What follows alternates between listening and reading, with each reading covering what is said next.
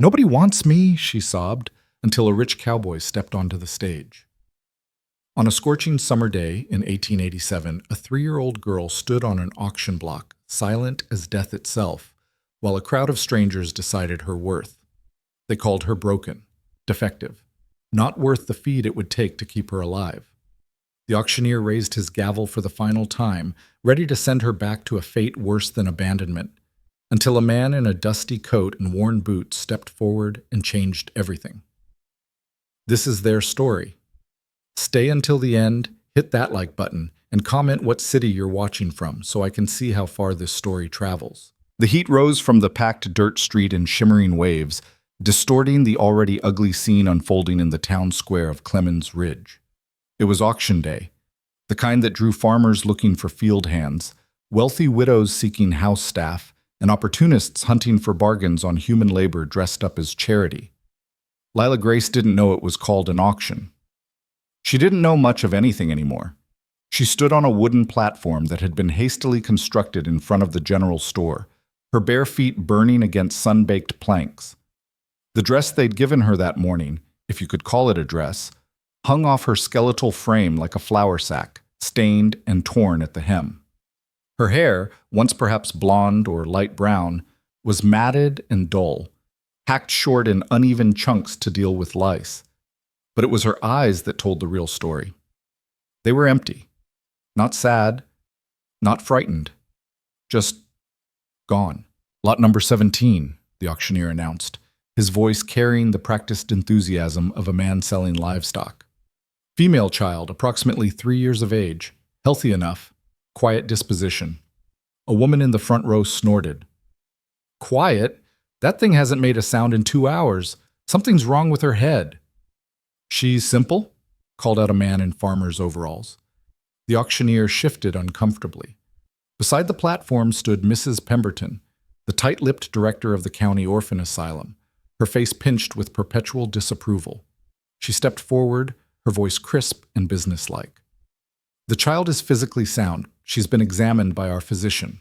No deformities, no disease. She's simply willful, refuses to speak, refuses to engage, but with firm discipline and proper Christian guidance, she could be made useful for light household work in a few years." "A few years?" The woman in the front row shook her head. "I need help now, not a charity project."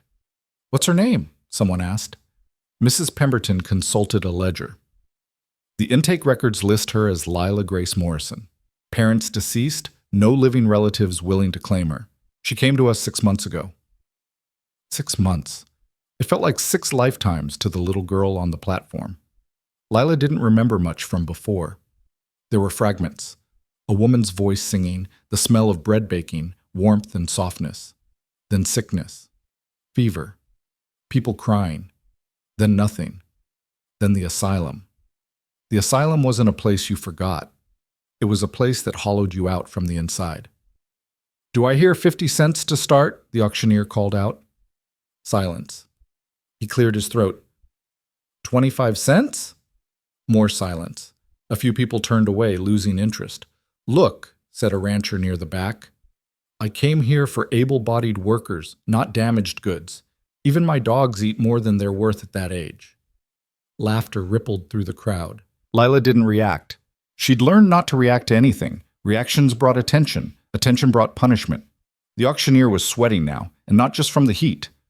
Surely someone can offer Christian charity to this poor orphan child.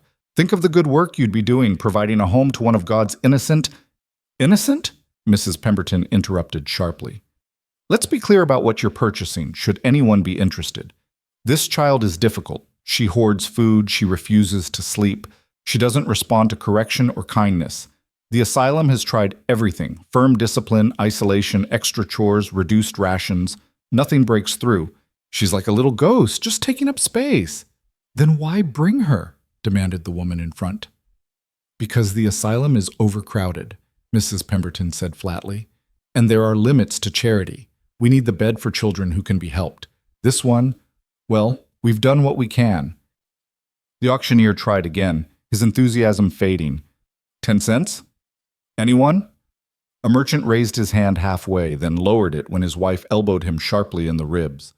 Lila's legs ached from standing so long without moving. The sun beat down on her head, her stomach cramped with hunger. They hadn't fed her that morning, Mrs. Pemberton explaining that it was wasteful to feed children before an auction when the new owners would want to establish their own feeding schedules. "This is pointless," someone muttered.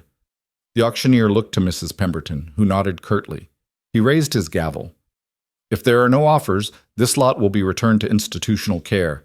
Going once."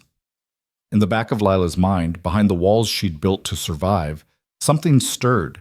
She knew what return to institutional care meant. It meant the dark room. The room where children went when they were more trouble than they were worth.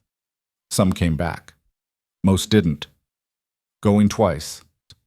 She didn't want to go back to the dark room, but she also didn't know how to want anything strongly enough to fight for it anymore.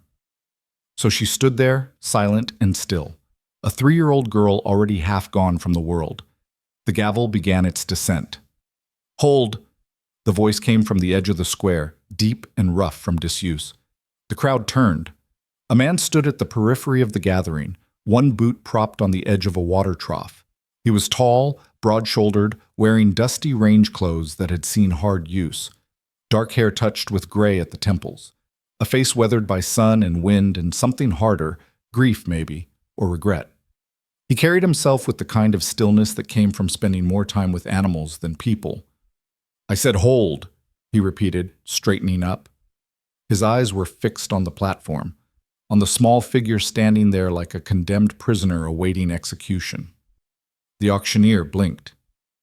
"Mr. Rourke, I didn't realize you were in town." "I'm here now." Caleb Rourke moved through the crowd, which parted instinctively. He had the kind of presence that made people step aside, not from fear exactly, but from a recognition of something immovable. He'd come to Clemens Ridge for supplies and to meet with his banker about expanding his cattle operation. He'd planned to be in and out within a few hours, avoiding the auction entirely. Caleb Rourke avoided most things that required interaction with the human race. But he'd heard the auctioneer's voice as he loaded sacks of feed onto his wagon. Heard the words "Lot number 17" and "female child," and something had pulled him toward the square against his better judgment. Now he stood in front of the platform, looking up at the little girl. She didn't look back at him. Her gaze was fixed on something in the middle distance, somewhere beyond the crowd, beyond the town, beyond everything. "How much?" Caleb asked. The auctioneer's face brightened with mercenary hope. "Well now, Mr. Rourke, for a man of your standing, I'm sure we can come to a fair—" "How much?" Caleb repeated. Mrs. Pemberton stepped forward, her expression shifting to calculated interest. Caleb Rourke owned the largest cattle ranch in 3 counties. He was known to be a hard man, but honest, wealthy, but reclusive. She'd heard the stories. A wife and baby, both lost to fever years ago. No family since. No interest in remarrying or socializing. Just his ranch and his silence. The asylum asks only that the child be placed in a home capable of providing for her basic needs, Mrs. Pemberton said carefully. Given the considerable expense of her care thus far and the investment the county has made in her welfare, we suggest a placement fee of $5. Several people in the crowd gasped. $5 was more than most families spent on necessities in a month. Caleb didn't blink. "Done." He pulled a worn leather wallet from his coat and counted out 5 silver dollars, holding them up in the afternoon sun. The auctioneer practically leaped down from the platform to take them. "Excellent! Sold to Mr. Caleb Rourke for $5. A fine act of Christian charity, sir. Truly." "It's not charity," Caleb said quietly. His eyes were still on the child. "I'm not doing it to be a good Christian." Of course," the auctioneer babbled, pocketing the money before Rourke could change his mind. "Mrs. Pemberton will handle the paperwork. The child is yours, sir, legally and binding." Mrs. Pemberton already had her documents ready, laying them out on a small table someone had brought. "If you'll just sign here, Mr. Rourke, acknowledging receipt of the child and accepting full responsibility for her care and conduct." Caleb signed without reading it. The formalities of civilization had long ceased to interest him. "The child comes with only what she's wearing," Mrs. Pemberton continued. "We have no additional belongings to transfer. She should be capable of basic tasks within a few years if properly trained. I recommend a firm hand and regular discipline. Spare the rod and spoil the child, as they say. Caleb's jaw tightened, but he said nothing.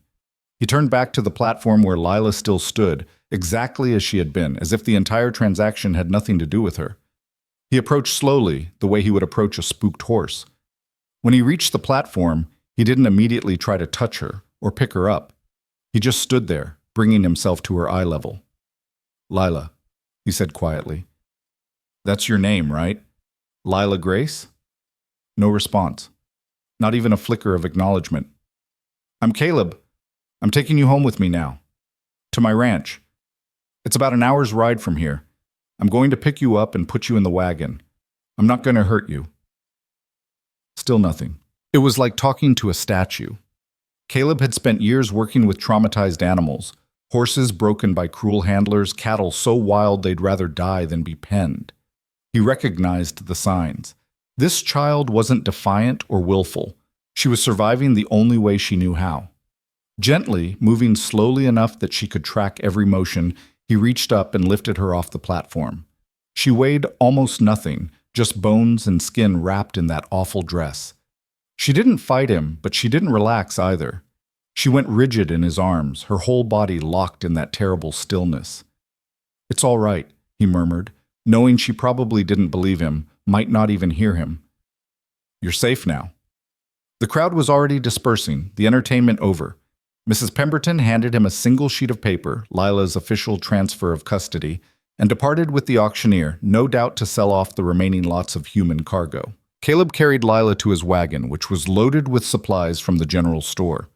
He'd made a space in the back filled with empty feed sacks for cushioning. He set her down carefully in that space. "You can sit or lie down, whichever you want," he told her. "It's about an hour to the ranch. If you're thirsty, there's a water canteen right here." He placed it within her reach. "If you need to stop for any reason, you let me know." Lila sat exactly where he placed her, hands folded in her lap, eyes staring at nothing.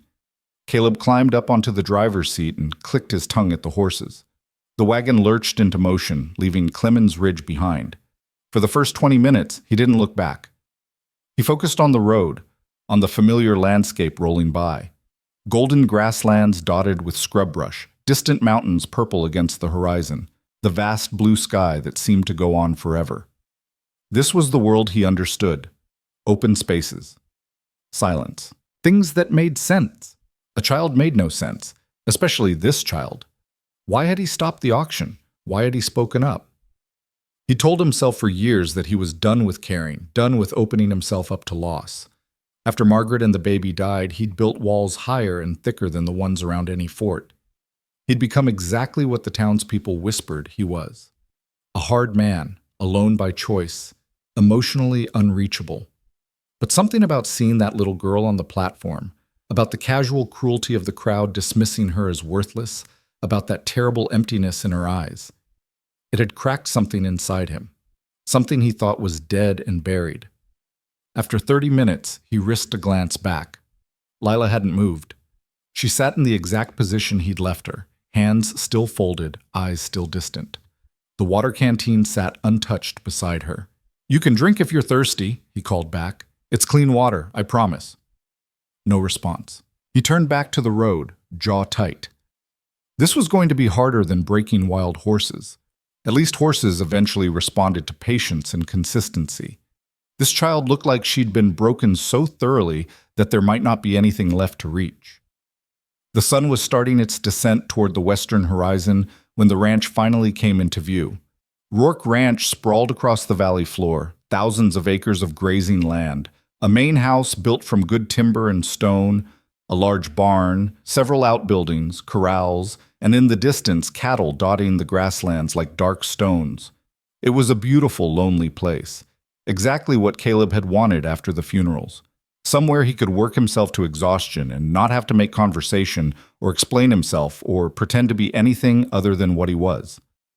As the wagon rolled up to the main house, the front door opened and Agnes Miller stepped out onto the porch. Agnes was the only other person who lived on the ranch full-time.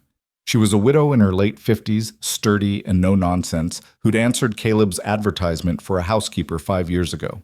She cooked, cleaned, kept the accounts, and asked no questions about why a wealthy rancher chose to live like a hermit. In return, Caleb paid her well and left her alone. She took one look at the wagon, at Caleb's face, and then at the small figure in the back, and her expression shifted through surprise, confusion, and then something softer. "Mr. Rourke," she said carefully as he pulled the horses to a stop, "that appears to be a child." "It is." "And she's here because—" "I bought her." Agnes's eyebrows shot up. "You bought her?" "At the orphan auction in town, $5. "I see." Agnes moved down the porch steps, approaching the wagon slowly. She peered into the back where Lila sat, unchanged and unchanging. "Dear Lord, how old is she?" "3, they said. Name's Lila Grace." Agnes's face went pale. 3 years old? And they were auctioning her off like livestock? "Yes."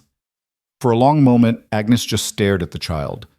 Then she looked up at Caleb with an expression he'd never seen on her face before, something fierce and protective. "Well," she said briskly, "we better get her inside. She looks half-starved, and those feet have been walking on hot wood. Come here, sweetheart." She reached into the wagon, moving with the confident efficiency of a woman who'd raised 4 children of her own before widowhood. But when she tried to pick Lila up, the child went even more rigid than before, if that was possible. "All right," Agnes said softly. "All right, little one? I'm just going to carry you inside where it's cooler. No one's going to hurt you." Lila didn't fight, but her whole body was trembling now, a fine vibration like a wire pulled too tight. Caleb climbed down from the driver's seat. "Let me. She's already been handed off once today. Might as well keep it consistent." He lifted Lila again, and again she went rigid. He carried her into the house while Agnes hurried ahead to prepare. The interior of the ranch house was spacious and well-built but sparsely decorated, functional rather than homey. Caleb had never seen the point in making it comfortable when he spent most of his time in the barn or on the range anyway. Agnes directed him to place Lila in a chair at the kitchen table. The moment he set her down, she assumed that same position, hands folded, eyes empty, completely still. "Has she spoken at all?" Agnes asked quietly. "Not a word. They said at the auction that she refuses to talk. The woman from the asylum called her willful." Agnes made a disgusted sound. "Willful. That child isn't willful. She's terrified. Look at her." They both looked. Lila sat like a small statue, barely breathing. "What was your plan here, Mr. Rourke?" Agnes asked, not unkindly. "If you don't mind my asking." Caleb ran a hand through his hair. "I didn't have a plan. I just couldn't let them send her back." "Back where?" "To the asylum, or worse." Agnes nodded slowly, understanding dawning. "And now?" "Now I guess we figure it out. She'll need a proper room, clothes, food, whatever else children need." "Love," Agnes said quietly. "Children need love and safety and patience, things that are in short supply in an orphan asylum, I'd wager." She turned to the stove, stoking the fire. "First things first. We'll get some warm food into her, clean her up, find her something better than that rag to wear. Then we'll worry about the rest." While Agnes prepared a simple meal of broth and soft bread, Caleb stood awkwardly in his own kitchen, uncertain what to do with himself.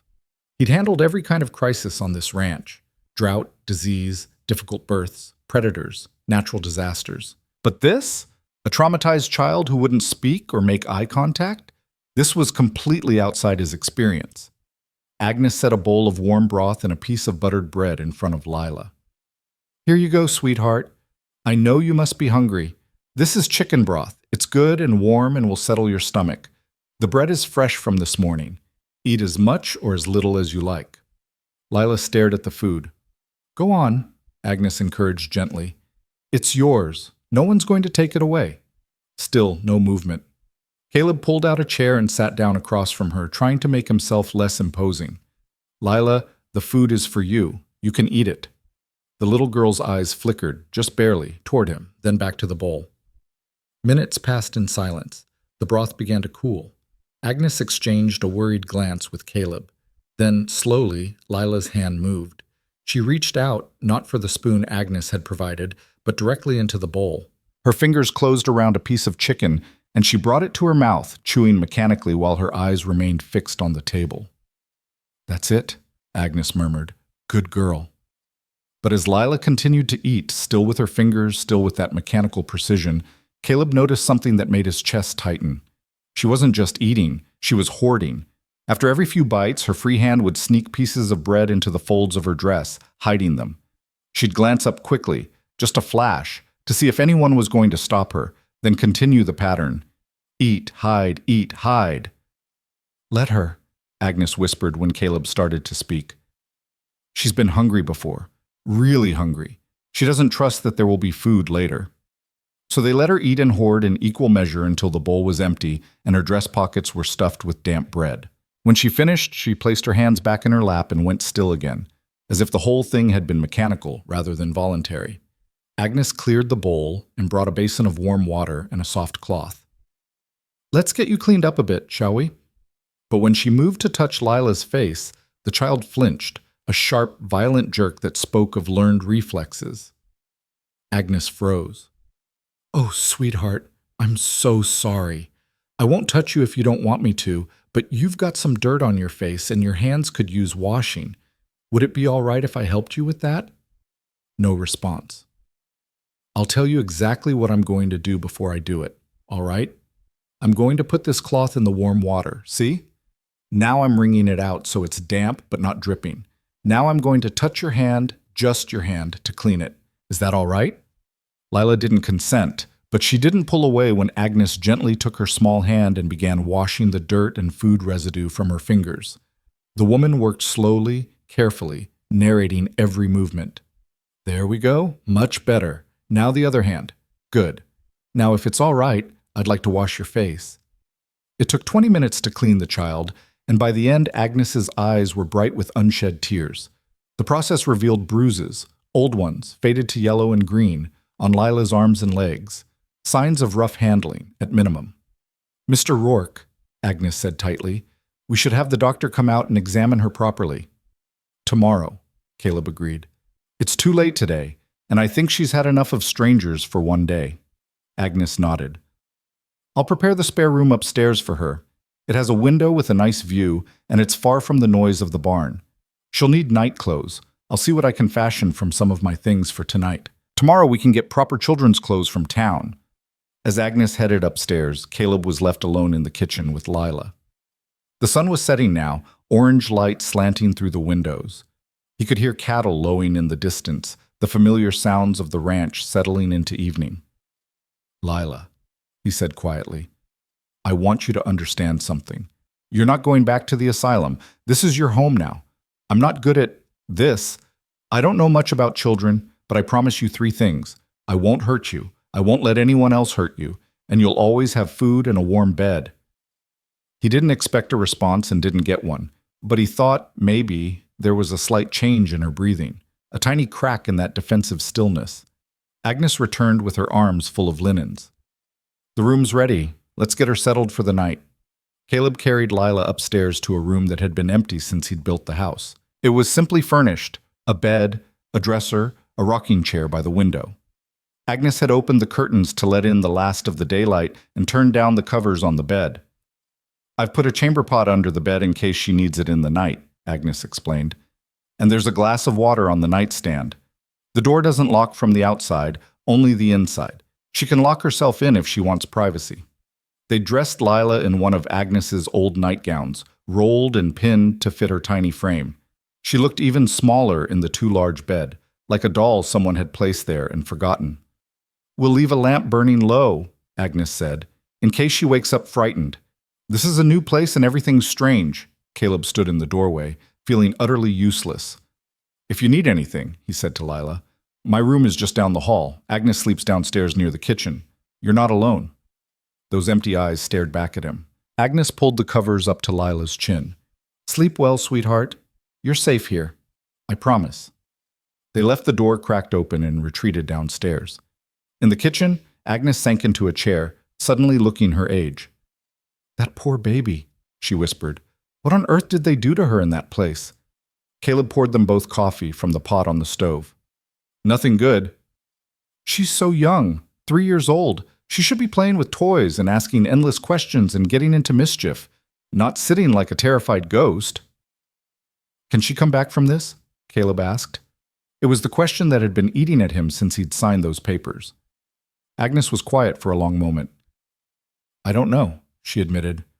I've seen children recover from terrible things, but I've also seen children who were broken beyond repair. The mind is a fragile thing, especially in the very young. What she needs is time, safety, and consistency. She needs to learn that the world isn't always cruel. That's going to take patience. I've got patience. For horses and cattle, yes, but children are different. They need more than just patience. They need affection, gentleness, things that... She paused delicately. Things I'm not known for, Caleb finished. I wasn't going to say that. But it's true. He stared into his coffee. Margaret used to say I had a gift with animals because I didn't expect them to be anything but what they were. No judgment, no demands, just acceptance.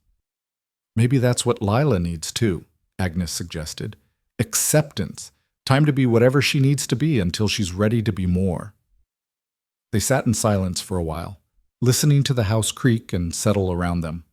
Caleb found himself straining to hear any sound from upstairs, crying, movement, anything. But there was only silence. I should check on her, he said finally. Give her a bit more time. Let her settle.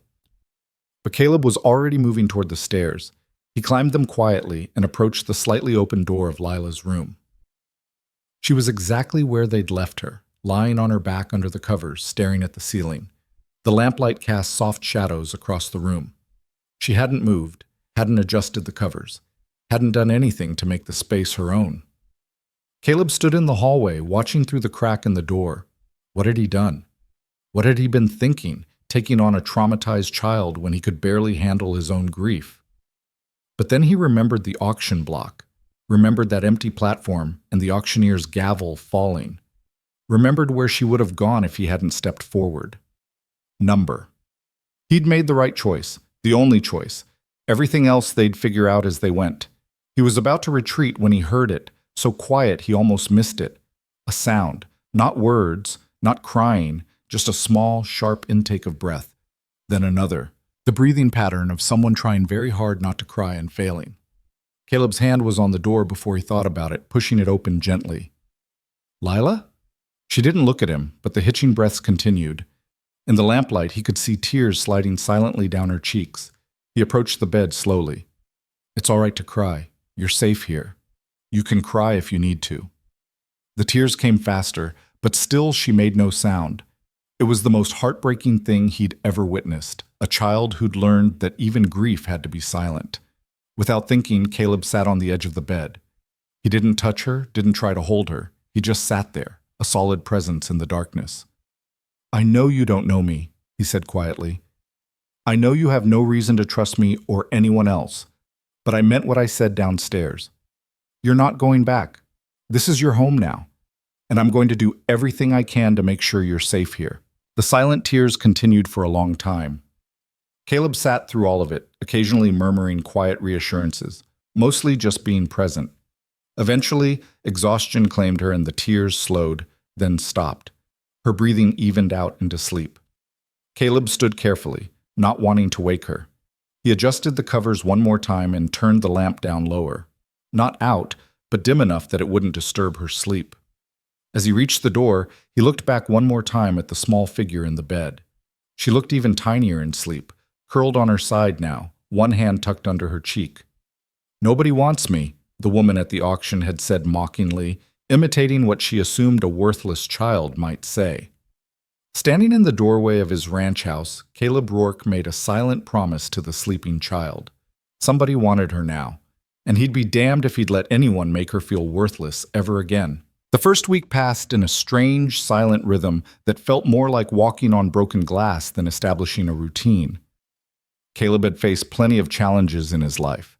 Droughts that killed half his herd, winters so brutal they froze cattle where they stood, even a stampede that nearly cost him his leg. but nothing had prepared him for the particular helplessness of trying to reach a child who'd locked herself away from the world. Lila ate when food was placed in front of her, but always with that same mechanical precision. She hoarded pieces in her dress pockets until Agnes gently explained that the pockets would be washed and the food would spoil, and that there would always be more food at the next meal. The hoarding continued anyway. Trust, Caleb was learning, couldn't be explained into existence. She slept, but badly. Caleb's room was close enough that he could hear her wake in the night, always silent, never crying out, but he could hear the creak of floorboards as she paced her room in the darkness. He'd started leaving his door open so she could see the lamplight from his room, a small beacon in the unfamiliar house. On the third day, Dr. Matthias came out from town at Caleb's request. He was an older man, gentle-voiced and patient, who delivered half the babies in the county and set twice as many broken bones. "I'll need to examine her," he told Caleb and Agnes in the kitchen, while Lila sat at the table, staring at nothing. "Check for injuries, malnutrition, anything that might need medical attention." "She doesn't like to be touched," Agnes warned. Dr. Matthias nodded. "I've worked with frightened children before. We'll go slow." But slow wasn't slow enough. The moment the doctor approached with his medical bag, Lila went rigid. When he tried to place his stethoscope against her chest to listen to her heartbeat, she jerked away so violently she nearly fell off the chair. "Easy now," Dr. Matthias said softly. "I'm not going to hurt you. I just need to make sure you're healthy." Lila's breathing had gone shallow and rapid. Her eyes were wide now, not empty, but filled with something worse, pure terror. Caleb stepped forward. "Stop. You're scaring her." "Mr. Rourke, I need to examine—" "I said stop." Caleb's voice carried the kind of authority that made even the doctor pause. He crouched down beside Lila's chair, making himself small and unthreatening. "Lila, Dr. Matthias is a good man. He helps people when they're hurt or sick, but if you don't want him to touch you right now, he won't. That's your choice."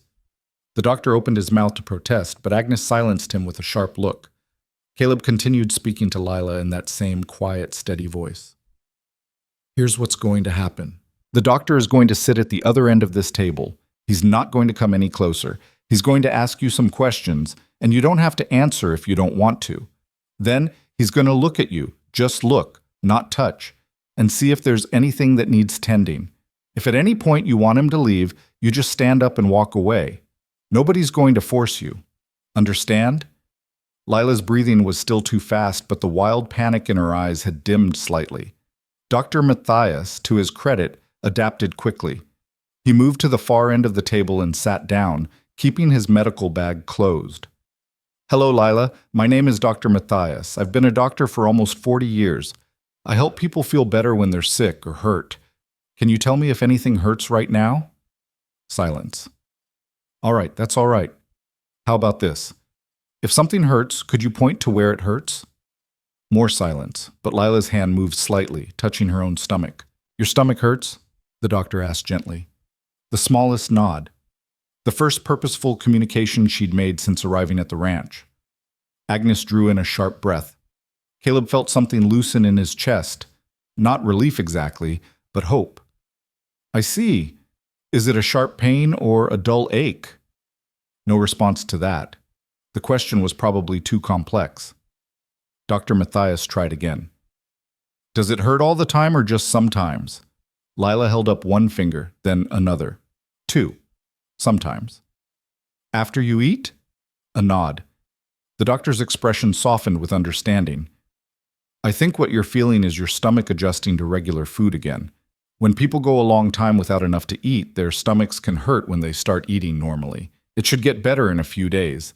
In the meantime, smaller meals more often might help. Mrs. Miller, could you—" "I'll adjust her portions," Agnes said quickly. The examination continued like that, a slow dance of questions and tiny gestures. "Doctor." Matthias never moved from his end of the table. He asked Lila to show him her hands, her arms, her legs. Just show him, not let him touch. He noted the old bruises, the raw patches on her feet from going barefoot, the way her collarbones stood out too sharply. Malnutrition, obviously. he told Caleb and Agnes later when Lila had been settled in the parlor with a picture book Agnes had found in the attic. Nothing immediately life-threatening, but she's severely underweight for her age. The bruising is consistent with rough handling, grabbing, maybe restraining. I don't see evidence of broken bones, current or healed, which is something. The stomach pain will resolve with proper feeding. What concerns me more is her mental state. She's traumatized, Caleb said flatly. Severely. The refusal to speak, the hoarding behavior, the way she dissociates. These are all protective mechanisms. Her mind is trying to keep her safe from a world that's been nothing but cruel. Doctor. Matthias packed his medical bag slowly. I've seen this before in children from similar situations. Some recover given time and stability. Others, he trailed off. Others what? Agnes demanded. Others never fully come back. The damage is too deep. I'm not saying that to discourage you, but you need to understand what you're dealing with. This child needs more than food and shelter. She needs patience, consistency, and probably years of gentle care before she might start to trust the world again. If she ever does. After the doctor left, Caleb found Lila exactly where Agnes had placed her, sitting on the floor with the picture book closed beside her. She hadn't opened it. She was simply staring at the wall, hands folded in her lap. He sat down in a nearby chair, not too close, and picked up the book. This was my wife's when she was a little girl. It's got pictures of animals and farms and families. Would you like me to read it to you? No response, but no rejection either. Caleb opened the book and began to read. His voice was rusty at first. He hadn't read aloud since Margaret died, but he pushed through. He read about a little girl who lived on a farm, who had adventures with barnyard animals and learned lessons about kindness and bravery. As he read, he watched Lila from the corner of his eye. She didn't look at the pictures, didn't react to the story. But her breathing slowed, and some of the tension left her shoulders. She was listening, even if she couldn't show it. When he finished the book, he closed it gently. If you ever want me to read more, you just bring me a book. Anytime. Even in the middle of the night, if you can't sleep. He stood to leave, but something made him pause. On impulse, he pulled a worn bandana from his pocket, red with white spots, soft from years of use. He'd carried it since his early ranching days, used it for everything from wiping sweat to bandaging minor cuts.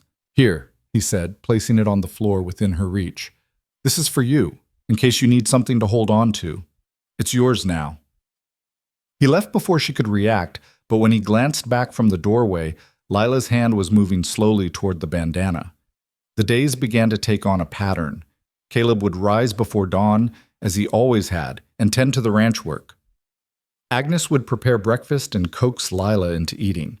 The child never spoke, but she'd started to respond to direct questions with small gestures, nods, shakes of her head, occasionally pointing. Caleb made a point of including Lila in the daily routine, not forcing her participation, but making space for her presence. When he worked in the barn, he'd leave the door open so she could watch from a safe distance if she wanted. Agnes started bringing her into the kitchen during meal preparation, letting her observe without demanding help. It was on the 10th day that something shifted. Caleb was in the barn tending to a mare who was close to foaling. The horse was restless, pacing her stall, clearly uncomfortable. He'd brought in fresh hay and water, and was speaking to her in the low, soothing voice he used with nervous animals. Easy, girl. I know it hurts. First time's always the hardest, but you're strong. You're going to do just fine. He didn't hear the small footsteps behind him until he turned and nearly jumped out of his skin. Lila stood just inside the barn door, barely visible in the shadows.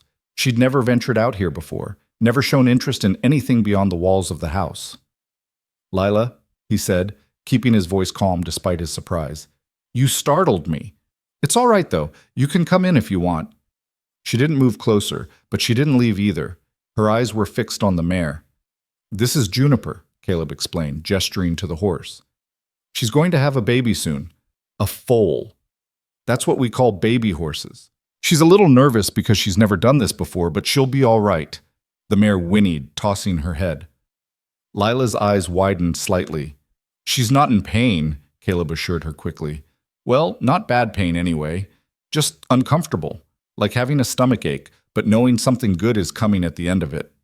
He continued working, talking partly to the horse and partly to Lila, explaining what he was doing and why. He half expected her to get bored and leave, but she stayed, silent and watchful, for over an hour. When he finally finished and headed back to the house for lunch, Lila followed at a distance, like a small shadow. Agnes noticed immediately. "Well now, looks like you made a friend. She just watched me work, didn't say anything." "Didn't run away either," Agnes pointed out. "That's progress." That afternoon, Caleb was repairing a section of fence when he felt that same presence nearby. He glanced up to find Lila sitting on a nearby rock, the red bandana clutched in one hand, watching him work. "Hand me that hammer?" he asked, pointing to where his tools lay spread out on the ground. For a long moment, nothing happened. Then Lila stood, walked over to the tools, and carefully picked up the hammer. She carried it to him with both hands, like it was something precious and fragile. "Thank you," Caleb said, taking it from her. Their fingers brushed briefly, and she didn't flinch. "You're a good helper." Something flickered in her eyes. Not quite a smile, but the ghost of what might someday become one. The pattern continued and expanded. Lila began following Caleb around the ranch like a small, silent shadow. She'd watch him work with the horses, mend equipment, check on the cattle in the near pastures. She never spoke, but she'd started responding to simple requests, handing him tools, holding a rope, opening a gate. Agnes reported similar small victories. Lila had started setting the table without being asked. She'd picked up a rag and wiped down a counter. Tiny gestures, but they meant she was becoming aware of her environment as something she could interact with rather than just endure. 2 weeks after her arrival, Caleb was working in the barn when he heard an unfamiliar sound, high-pitched and distressed. He dropped the bridle he'd been oiling and ran toward the noise. He found Lila in Juniper's stall, pressed against the far wall, eyes wide with fear. The mare was in active labor now, and the sounds and smells had clearly frightened the child. "It's all right," Caleb said, scooping Lila up and carrying her out of the stall. "Juniper's having her baby. It's loud and it looks scary, but it's natural. She's going to be fine." He set Lila down outside the stall, but within view. "You can watch if you want, but you have to stay out here where it's safe. Can you do that?"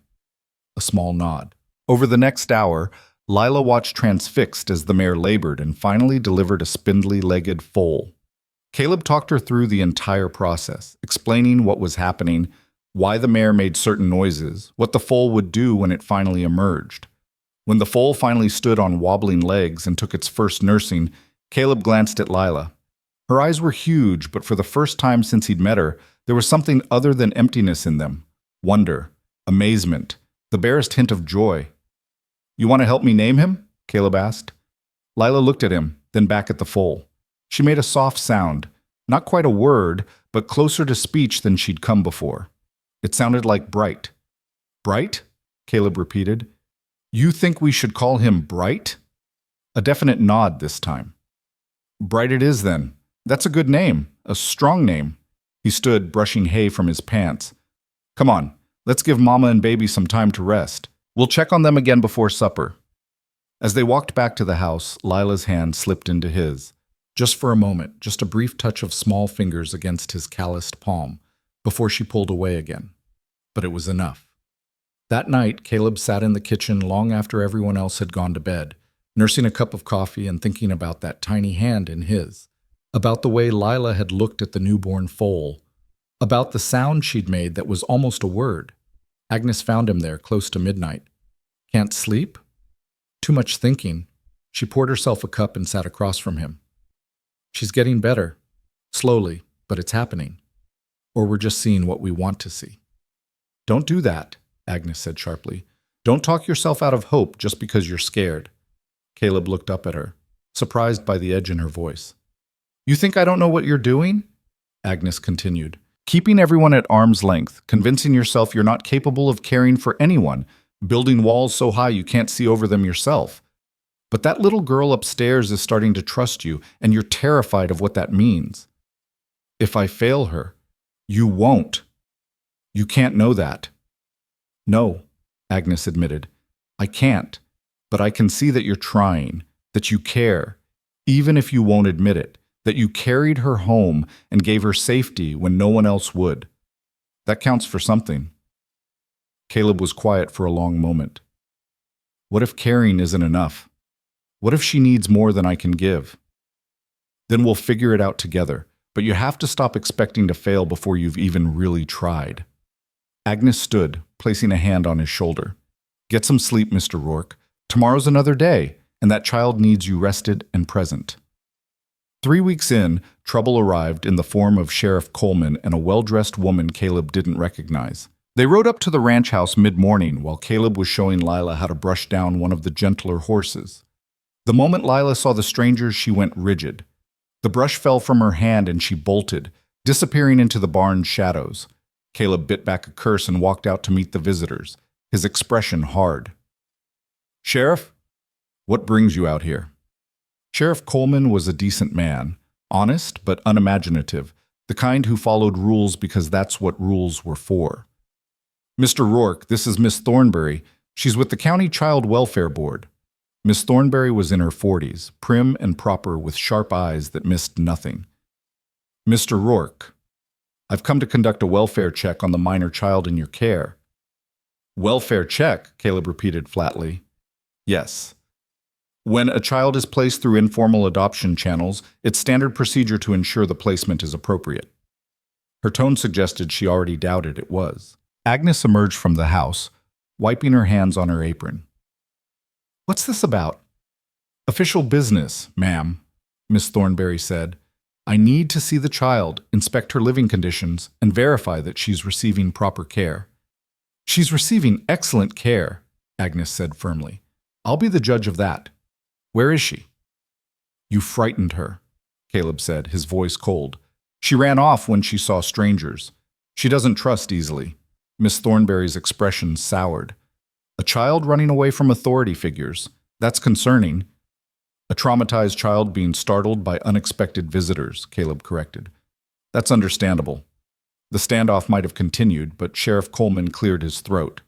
Look, Mr. Rourke, I know this is inconvenient, but Miss Thornberry has the authority to conduct these checks.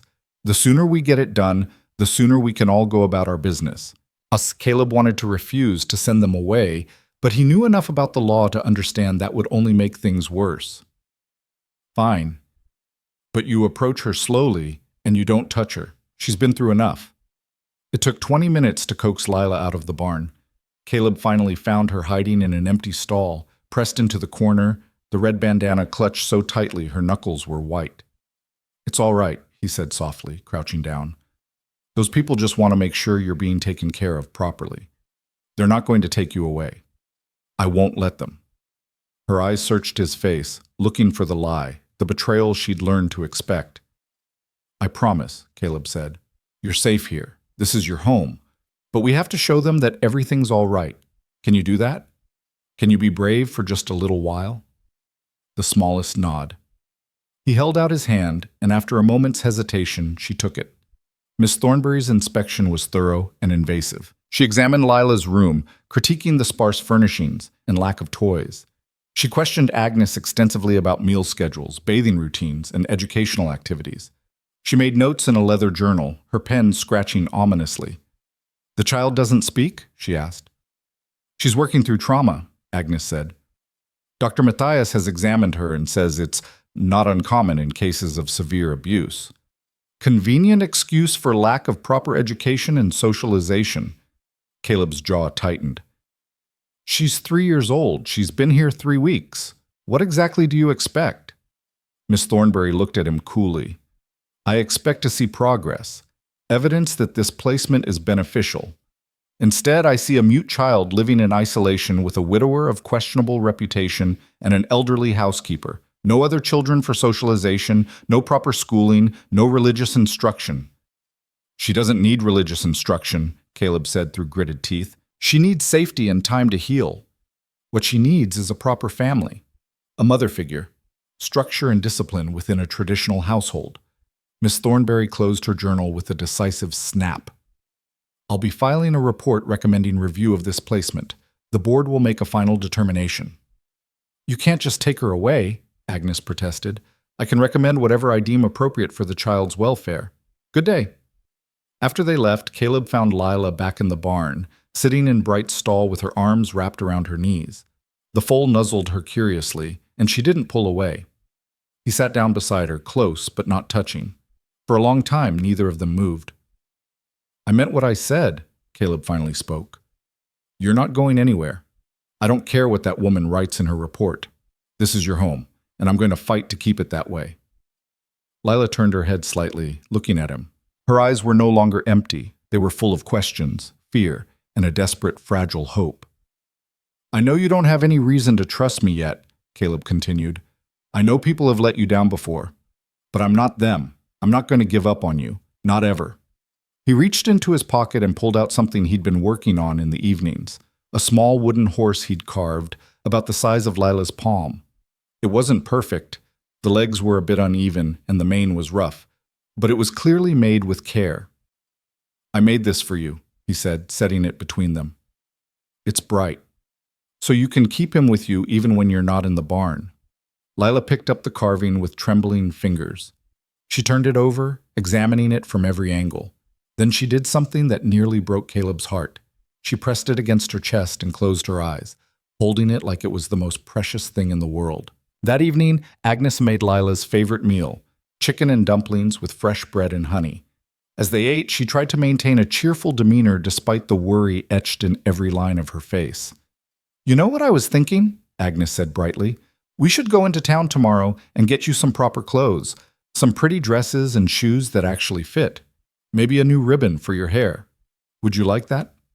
Lila looked uncertain, but she nodded. "Excellent. We'll make a day of it. Maybe stop by the bakery for something sweet." After Lila had gone to bed, Caleb and Agnes sat in the kitchen, their earlier optimism replaced by grim reality. "What are we going to do?" Agnes asked quietly. "I'm going to see a lawyer. Figure out exactly what rights I have and what they can actually do." "And if the board decides to remove her?" Caleb's expression hardened. "Then they'll have a fight on their hands." The next week brought small joys and lurking dread in equal measure. The trip to town yielded 3 new dresses for Lila, 2 pairs of shoes, hair ribbons, and a rag doll that she carried everywhere alongside her wooden horse and red bandana. She still didn't speak, but her gestures had become more communicative. She'd started shaking her head no when she didn't want something, nodding yes when she did. Small rebellions against the silence she'd wrapped herself in. Caleb met with Evan Brooks, a young lawyer fresh from back east who'd set up practice in Clemens Ridge. Brooks was earnest and idealistic, which Caleb normally would have found annoying, but right now he needed someone who believed in fighting losing battles. "The adoption was legal," Brooks said after reviewing the paperwork. "You paid the placement fee, signed the custody transfer, and filed it with the county clerk. From a technical standpoint, you have as much right to that child as any parent.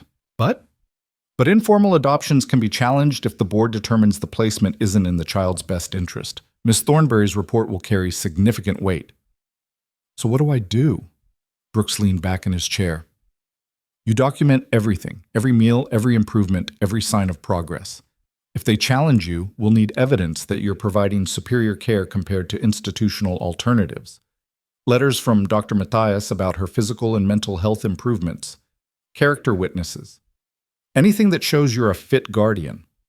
I'm a single man living alone on a ranch. That's not exactly traditional. No, but you're also wealthy, stable, and by all accounts treating her well. We can work with that." Brooks paused. "I should warn you, though, if this goes to a hearing, they'll dig into your personal life. Your marriage, your wife's death, why you've remained isolated. Be prepared for that." Caleb nodded grimly. He'd expected as much. A month after Lila's arrival, something remarkable happened. Caleb was in the barn late one evening, checking on the horses before bed, when he heard footsteps behind him. He turned to find Lila standing there in her nightgown, the wooden horse clutched in one hand. "Can't sleep?" he asked gently. She shook her head. "Bad dreams?" A nod this time, and he could see tear tracks on her cheeks. "Come here." He sat down on a hay bale and patted the space beside him. "You're safe. Nothing in your dreams can hurt you here." Lila climbed up beside him, and to his surprise, she leaned against his side. It was the first time she'd initiated physical contact. He put his arm around her carefully, half expecting her to bolt. She didn't. She just sat there, small and warm against him, while her breathing slowly calmed. You want to know a secret? Caleb said quietly. I have bad dreams too sometimes, about losing people I loved, about not being strong enough or fast enough or good enough. Dreams can be terrible that way. They show us our fears when we can't hide from them. Lila tilted her head up to look at him, her eyes wide in the lamplight. But here's what I've learned, he continued. Dreams can't actually hurt us. They feel real and scary, but when we wake up, they're gone. And if the dreams come back, well, we just keep waking up and reminding ourselves that we're safe, that the people who care about us are still here. They sat like that for a long time, until Lila's eyes began to droop. Caleb carried her back to the house and tucked her into bed, and this time when he turned to leave, she caught his sleeve. Stay? The word was barely a whisper, so quiet he almost missed it, but it was a word. Her first word to him. Maybe her first word to anyone in months. Caleb felt something crack open in his chest, some wall he'd built that he hadn't even known was there. Yeah, he said, his voice rough. I'll stay. He pulled the rocking chair close to her bed and sat down. Within minutes, Lila was asleep, one hand curled around her wooden horse, the other clutching the edge of his sleeve. Caleb sat there all night, watching her sleep, and finally let himself acknowledge the terrifying truth he'd been avoiding for weeks. This child had become his. Not on paper, not legally, but in every way that mattered. She'd wrapped herself around his heart without his permission, without him even noticing it happening. And now the thought of losing her, of someone taking her away and sending her back to that awful emptiness. He couldn't let that happen. He wouldn't. Whatever fight was coming, he was ready for it. The summons came on a cold morning in late October, delivered by a nervous deputy who wouldn't meet Caleb's eyes. The County Child Welfare Board was convening a formal custody hearing to determine whether Lila Grace Morrison should remain in Caleb Rourke's care or be removed to a more suitable placement. The hearing was scheduled for November 15th, just 3 weeks away. Caleb read the official notice twice, his jaw tightening with each word. Agnes stood beside him on the porch, her face pale. They're really doing this, she whispered. Yes. Caleb folded the paper carefully, though his hands wanted to crumple it into nothing. They are. Inside, Lila sat at the kitchen table working on her letters. Agnes had started teaching her the alphabet using a slate and chalk, and while the child still rarely spoke, she'd taken to the lessons with quiet intensity. She looked up when they entered, and something in Caleb's expression made her small face close down, that terrible emptiness threatening to return. He crossed to her immediately and knelt beside her chair. Everything's all right. Nothing's changing today? I just got a letter about some meetings I have to attend. Boring grown-up business. Lila's eyes searched his face, looking for the truth beneath the words. She'd gotten better at reading people these past weeks, learning to distinguish real safety from false promises. I need you to trust me, Caleb said quietly. Can you do that? After a long moment, she nodded, but her hand crept across the table to touch his sleeve, holding on like she might anchor him there through sheer will. Evan Brooks arrived at the ranch that afternoon, his arms full of legal documents and his expression grimly determined. He spread papers across Caleb's dining table while Agnes made coffee and Lila watched from the doorway, the wooden horse clutched in her hand. The board is claiming the placement is inappropriate on multiple grounds, Brooks explained. First, you're an unmarried man with no experience raising children. Second, the ranch is too isolated and lacks proper educational and social opportunities. Third, they're questioning whether the adoption was conducted properly, suggesting there may have been coercion or improper inducement. That's nonsense, Agnes said sharply. He paid what they asked and signed their papers. I know, but Miss Thornbury's report paints a different picture. She claims the child shows signs of continued trauma, lacks proper feminine influence, and isn't receiving adequate care or education. Brooks pulled out another document. She's also found 3 families willing to take Lila, all traditional 2-parent households with other children and strong community ties. Caleb's hands clenched into fists. Those families didn't want her when she was on that auction block. They thought she was broken and worthless. Now suddenly they're lining up? Now she comes with a story, Brooks said quietly. The tragic orphan rescued by the wealthy rancher. Some people find that appealing or profitable, depending on your perspective. They want to use her. Maybe. Or maybe some of them genuinely think they can provide better care. The board will argue that a traditional family environment is superior to what you're offering, regardless of your financial resources. Caleb stood abruptly, pacing to the window. Outside, autumn had painted the grasslands in shades of gold and amber. Cattle grazed peacefully in the distance. It was beautiful and isolated, and exactly the kind of place Miss Thornberry would condemn as unsuitable for raising a child. "What do I need to do?" he asked, without turning around. "We build a case showing that Lila is thriving under your care. Dr. Matthias needs to testify about her physical and mental health improvements. Agnes can speak to her daily care and education. We need character witnesses who can vouch for you as a guardian. I don't have many friends in town. You have a reputation, though. Honest, fair, good to your workers. We can use that." Brooks hesitated. "There's one more thing. If we can get Lila to speak during the hearing, to express her preference to stay with you, it would carry enormous weight." Caleb turned to look at the doorway where Lila stood watching them. Her eyes were too knowing for a child barely 3 years old. "I won't force her," he said firmly. "She's been forced to do enough things she didn't want to do." "I'm not suggesting force. I'm suggesting we prepare her, give her the choice. If she wants to speak on her own behalf, we should allow that." After Brooks left, Caleb found Lila in the barn with Bright. The foal had grown considerably, his legs stronger and his movements more confident. Lila sat in the straw beside him, stroking his nose while he nuzzled her hair. "Can I sit with you?" Caleb asked. She nodded, scooting over to make room. For a while they just sat in comfortable silence, watching Bright explore his stall. Then Caleb spoke, choosing his words carefully. "Lila, there are some people who think you'd be happier living somewhere else, with a different family, a mama and papa and maybe brothers and sisters." Her whole body went rigid. She turned to stare at him, and the look in her eyes was pure betrayal. "I don't think that," Caleb said quickly. "I think you should stay right here with me and Agnes. But these people, they have the power to make you leave if they decide that's what's best. So we have to convince them they're wrong." Lila's hand shot out and grabbed his arm, her small fingers digging in with desperate strength. "I know.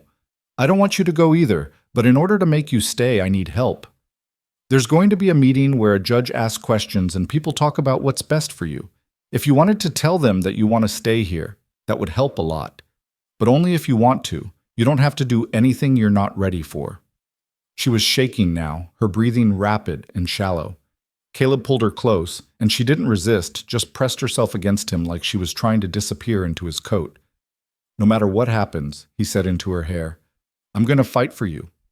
I promise. You're not going back to that dark place, and you're not going to people who don't really want you. You're mine, and I take care of what's mine."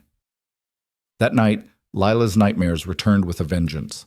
Caleb woke to the sound of his door creaking open and found her standing in the hallway, tears streaming silently down her face, clutching her wooden horse and the red bandana. He didn't ask questions, just pulled back his blankets and made room. She climbed into his bed and curled into a tight ball against his side, and he wrapped his arm around her and held on. "You're safe," he murmured. "I've got you. Nothing's going to take you away." She fell asleep like that, and Caleb lay awake until dawn, listening to her breathe and making silent promises to anyone who might be listening. He'd failed to protect his wife and unborn child from fever, but he'd be damned if he failed this little girl.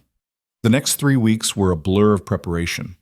Dr. Matthias spent hours documenting Lila's progress, noting her weight gain, the healing of old injuries, and the gradual emergence of normal childhood behaviors. Agnes compiled detailed records of daily routines, meal plans, and educational activities.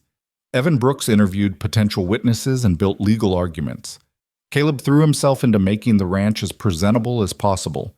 He had the house thoroughly cleaned, bought new furnishings for Lila's room, including a proper bookshelf and toy chest, and even commissioned a local craftsman to build a small swing in the yard.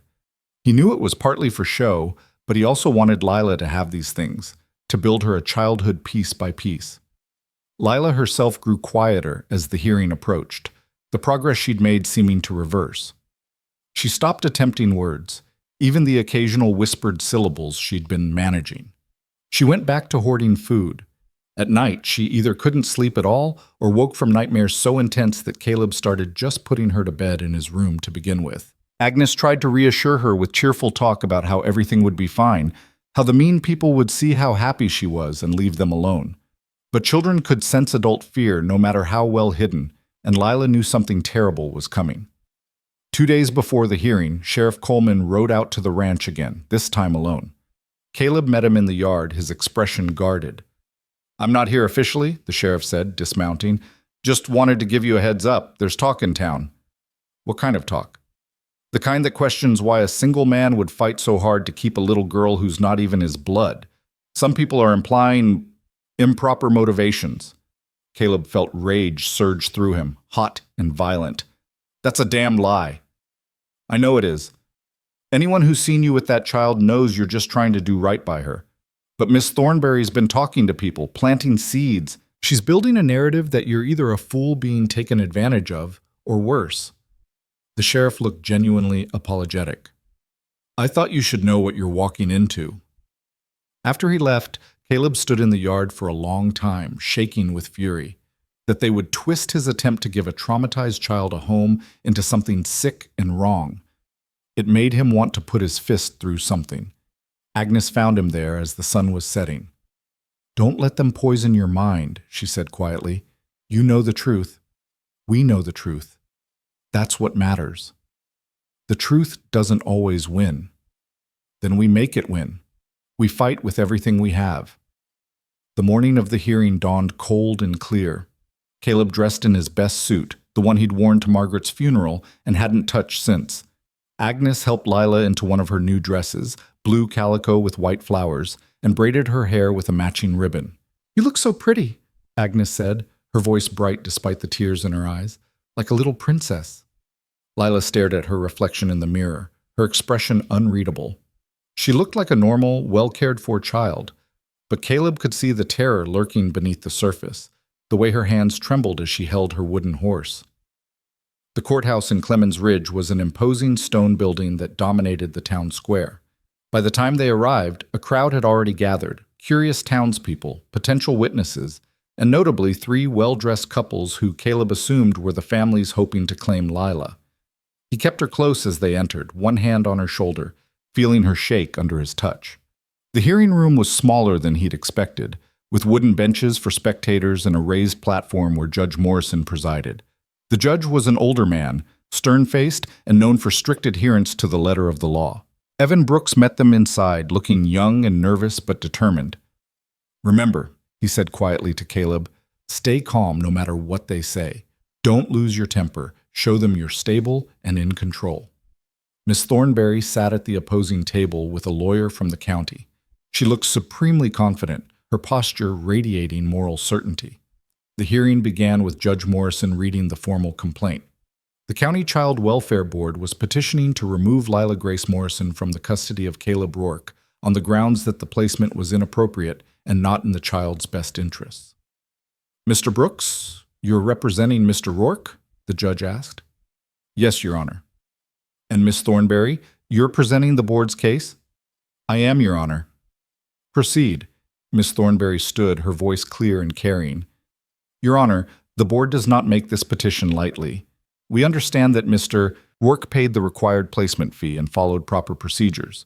However, in the months since taking custody, it has become clear that this placement is fundamentally unsuitable." She gestured to where Lila sat pressed against Caleb's side. "This child has suffered severe trauma. She requires specialized care, consistent feminine guidance, and a structured family environment. Mr. Rourke, while financially capable, is a single man living in isolation. He has no experience with children, no wife to provide maternal care, and no understanding of a young girl's needs." "That's not true," Agnes hissed from behind them. Brooks put a restraining hand on her shoulder. Miss Thornberry continued, "During my inspection of the ranch, I observed a child who remained nonverbal, exhibited concerning behaviors such as food hoarding, and showed clear signs of continued trauma. The home, while adequate in material terms, lacks the warmth and proper feminine influence a child needs. Mr. Rourke cannot provide the maternal care this girl desperately requires." "Your Honor," Brooks interjected, "if I may." "You'll have your turn, Mr. Brooks. Miss Thornberry, do you have evidence to support these claims?" "I do. I've prepared a detailed report based on my observations and interviews with relevant parties. She handed a thick folder to the bailiff, who passed it to the judge. Additionally, I have 3 families present today who are willing and eager to provide proper homes for this child. All are traditional 2-parent households with proven track records of child rearing. Judge Morrison flipped through the report, his expression unreadable. Mr. Brooks, your response? Brooks stood, and Caleb was relieved to see his nervousness had been replaced by controlled intensity. Your Honor, the board's case relies on outdated assumptions about family structure and ignores the objective evidence of this child's improvement under Mr. Rourke's care. We will demonstrate through medical testimony and direct observation that Lila has made remarkable progress in the past 2 months, progress that would be catastrophically disrupted by removal to strangers. This isn't about family structure, Miss Thornberry said sharply. It's about what's best for the child. Then let's examine what's actually best for the child, Brooks shot back. Not what looks best on paper or conforms to traditional expectations, but what serves this particular child's needs. The judge raised his hand for silence. I'll hear your evidence, Mr. Brooks. Call your first witness. Dr. Matthias took the stand, his weathered face serious. Brooks led him through his qualifications and his history with Lila. Dr. Matthias, you examined Lila Grace shortly after her arrival at Mr. Rourke's ranch. Can you describe her condition at that time? She was severely malnourished, the doctor said. Underweight by at least 10 pounds for her age. She had multiple bruises in various stages of healing, indicating repeated trauma. Her feet showed evidence of prolonged exposure, burns and abrasions consistent with walking barefoot on rough surfaces. Beyond the physical injuries, she exhibited severe psychological trauma. She was nonverbal, unresponsive to normal stimuli, and showed classic signs of dissociation. And have you examined her since then? I have, most recently 2 days ago. What changes, if any, have you observed? Dr. Matthias looked directly at the judge. The changes have been remarkable. She's gained 12 pounds, putting her within normal weight range for her age. All previous injuries have healed completely. The hoarding behavior Miss Thornberry mentioned has decreased significantly. While she remains primarily nonverbal, she has begun speaking in limited circumstances, which represents substantial progress from complete silence. In your medical opinion, doctor, has this placement been beneficial or harmful to the child? Beneficial without question. The improvement in both physical and mental health has exceeded my expectations. This child was barely surviving when she arrived. Now she's beginning to live. Miss Thornberry's lawyer stood for cross-examination. Dr. Matthias, you mentioned she remains primarily nonverbal. Is that normal for a child her age? No, but given her trauma history, it's expected and improving. And the food hoarding? Decreasing but not eliminated, which is common in children who've experienced food insecurity. So she still exhibits abnormal behaviors? Dr. Matthias's eyes flashed. She exhibits behaviors consistent with severe trauma and consistent with recovery from that trauma. The question isn't whether she's completely healed. That would be impossible in 2 months. The question is whether she's moving in the right direction, and the answer is an emphatic yes. Agnes testified next, walking the judge through daily routines, educational activities, and the small victories that marked Lila's progress. Her voice shook with emotion as she described finding Lila asleep in Caleb's room after nightmares, the first time the child had voluntarily sought comfort. That man, Agnes said, pointing at Caleb, has given that little girl something no one else offered, unconditional safety. He doesn't demand she speak or smile or be anything other than what she is.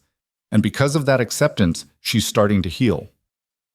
The county's lawyer tried to shake her testimony, implying she was too emotionally involved to be objective, but Agnes held firm. Then came the character witnesses. 3 of Caleb's ranch hands testified to his fairness and integrity. The general store owner spoke of his honesty in business dealings. Even Sheriff Coleman took the stand despite the political risk, describing Caleb as a man of his word who'd never shown anything but proper behavior. But Miss Thornberry had her witnesses too. A teacher from town who'd never met Lila personally, but spoke about the importance of social interaction with peers. a minister who suggested that a child needed religious education and a mother's guidance. One of the prospective families, the Hendersons, described their warm home full of children and how Lila would thrive there. "We have so much love to give," Mrs. Henderson said earnestly. "Our children are excited to have a little sister. We can provide everything she needs: a mother, a father, siblings, a place in the community." The hearing dragged on for hours. Evidence was presented, challenged, rebutted. Brooks fought brilliantly, but Caleb could see the judge's expression growing more conflicted. Finally, as afternoon shadows lengthened across the courtroom, Judge Morrison spoke. "I'd like to hear from the child." The room went silent. All eyes turned to where Lila sat beside Caleb, her small form nearly invisible in the adult-sized chair. "Your Honor," Brooks said carefully, "the child is only 3 years old and has experienced significant trauma. We're not sure—" "I understand your concern, Mr. Brooks, but this hearing is about what's best for her, and I believe she should have a voice in that decision if she's capable of expressing one." Caleb felt Lila go rigid beside him. Her breathing quickened, that terrible panicked rhythm he recognized from her worst moments. He leaned down to whisper in her ear, "You don't have to do anything. I can tell them no." But Lila was staring at the judge, then at the Henderson family sitting in the front row looking kind and expectant and like everything the board said she needed. Her hand found Caleb's and squeezed so hard her fingernails dug into his palm. Then before anyone could stop her, she slid off her chair and walked forward. The courtroom held its collective breath as this tiny child approached the judge's bench. Judge Morrison looked surprised but gestured for her to come closer. "Hello, Lila. My name is Judge Morrison. I'm trying to decide where you should live. Do you understand?" Lila nodded. "Can you tell me, do you like living with Mr. Rourke?" Another nod, more emphatic this time. "Would you like to stay with him?" Lila's whole body was trembling, but she nodded again. "Can you tell me why? Use your words if you can, sweetheart." For a long moment, nothing happened. The silence stretched so tight it felt like it might snap.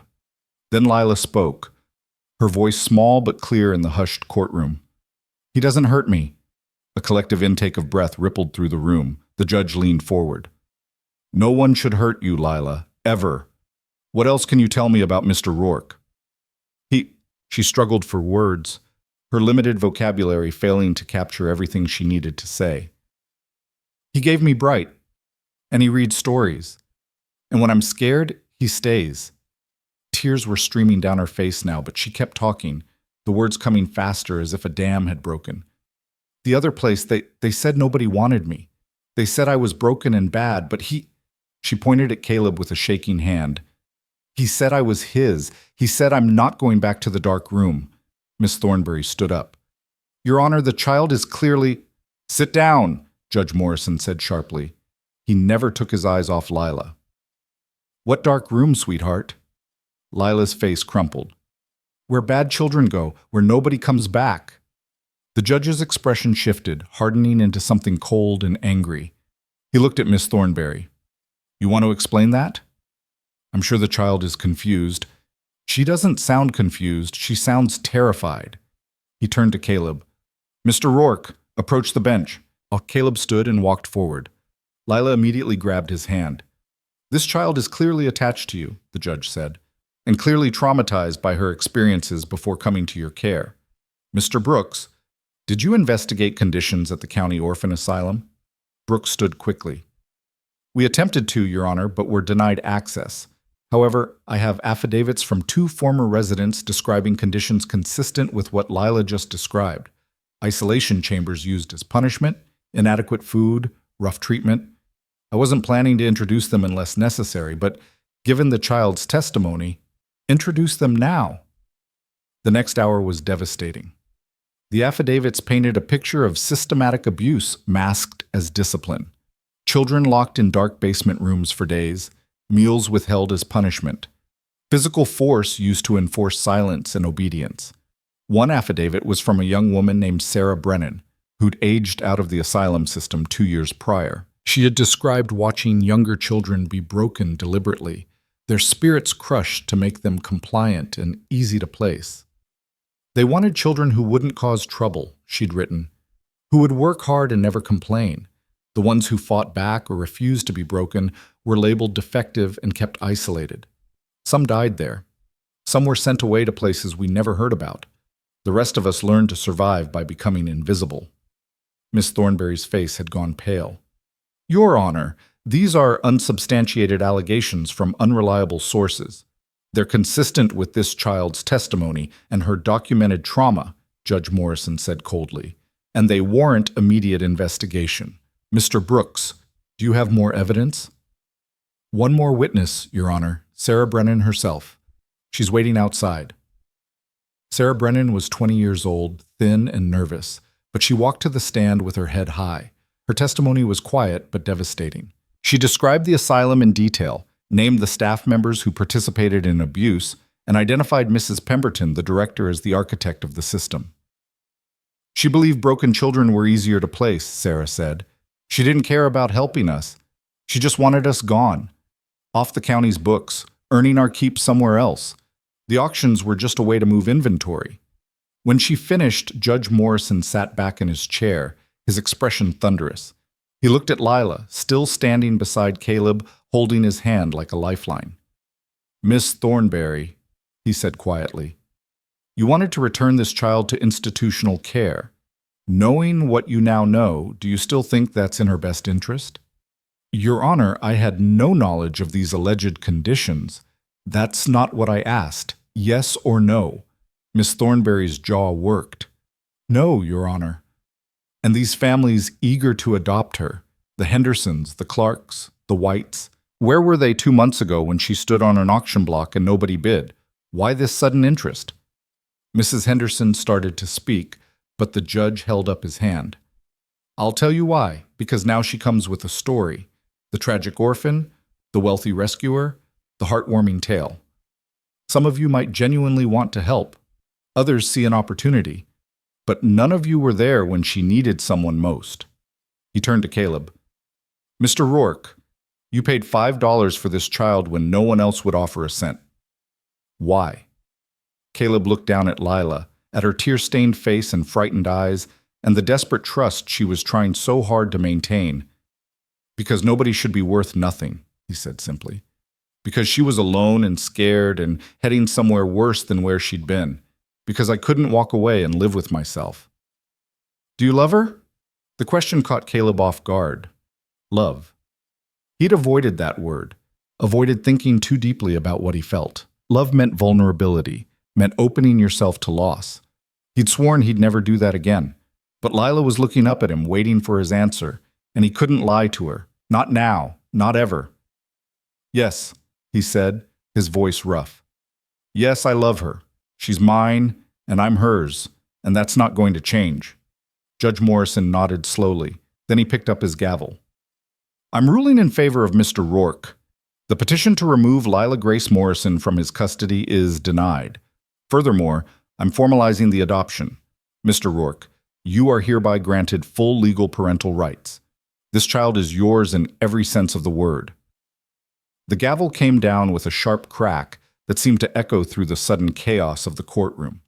Lila made a sound, half sob, half laugh, and threw herself at Caleb. He caught her, lifting her up, and she wrapped her arms around his neck so tightly he could barely breathe. I'm also ordering an immediate investigation into conditions at the county orphan asylum, the judge continued over the noise. Sheriff Coleman, I want Mrs. Pemberton and her senior staff detained for questioning. Miss Thornberry, you're suspended pending review of your role in this system, and someone get me the names of every child currently in that facility. I want them examined by independent physicians within the week. Agnes was crying openly, her hands pressed to her mouth. Evan Brooks looked stunned but triumphant. The would-be adoptive families filed out quietly, some looking ashamed, others merely disappointed. Miss Thornberry stood frozen, her face a mask of shock and denial. Your Honor, I was only doing my duty. Your duty was to protect children, not maintain a system that brutalized them. Get out of my courtroom. As the room slowly emptied, Caleb stood there holding Lila, feeling her heartbeat against his chest, her tears soaking into his collar. She was saying something into his shoulder, the same words over and over, so quiet he almost couldn't hear them. Don't let go. Please don't let go. Never, he promised, his own voice breaking. I'm never letting go. The ride back to the ranch was quiet, but it was a different kind of quiet than before. Lila sat pressed against Caleb's side in the wagon, her small hand clutching his coat, and for the first time since he'd known her, she didn't look like she was bracing for the world to collapse around her. Agnes sat on Lila's other side, one arm around the child's shoulders, tears still tracking down her weathered cheeks. It's over, Agnes kept whispering. It's really over. But Caleb knew better. The legal battle was over, yes. The threat of separation had been lifted, but the real work, the work of helping Lila truly heal, was only beginning. Judge Morrison's ruling had given them time and safety, but it couldn't erase what had been done to her. That would take something much harder to give than money or legal arguments. When they arrived home, the sun was setting in brilliant shades of orange and purple across the western sky. Caleb lifted Lila down from the wagon, and she immediately ran to the barn, her new shoes kicking up dust.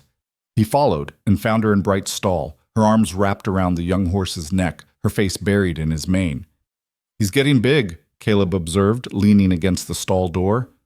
Won't be long before we can start training him properly. Lila looked up, her eyes still red from crying, but clearer than he'd ever seen them.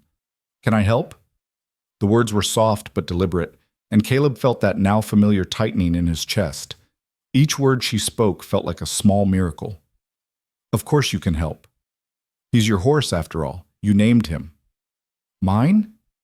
She looked between Caleb and the foal, disbelief and hope warring on her small face. Yours, just like you're mine. That's what family means. We belong to each other. She tested the word silently, her lips moving around the shape of it. Family. Then she nodded, turning back to stroke Bright's nose with gentle fingers. That night, Caleb expected Lila to sleep peacefully, the threat of separation finally lifted. Instead, her nightmares returned worse than ever. He woke to find her standing beside his bed, shaking so violently her teeth chattered, tears streaming silently down her face. Come here, he said, lifting the blankets. She climbed in and curled against him, but she couldn't seem to stop shaking. Her breathing came in sharp, painful gasps. What is it? Caleb asked gently. You're safe now. The judge said so. Nobody can take you away. They came back, she whispered. In my dream. They said it was a mistake. They said I had to go to the dark room. Caleb's arms tightened around her.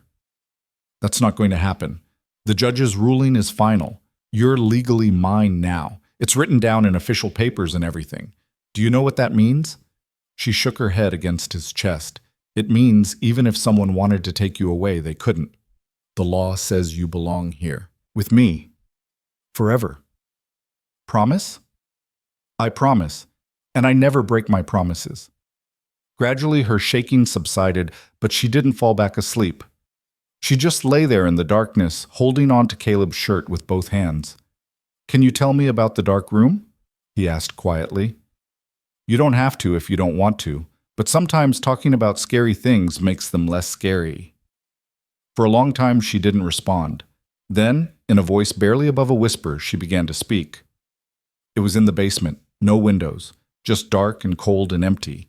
If you were bad, if you cried or talked back or didn't eat everything or tried to run away, they put you there, sometimes for a whole day, sometimes longer. How long were you there? 3 days once, because I wouldn't stop looking for my mama even though they said she was dead and never coming back.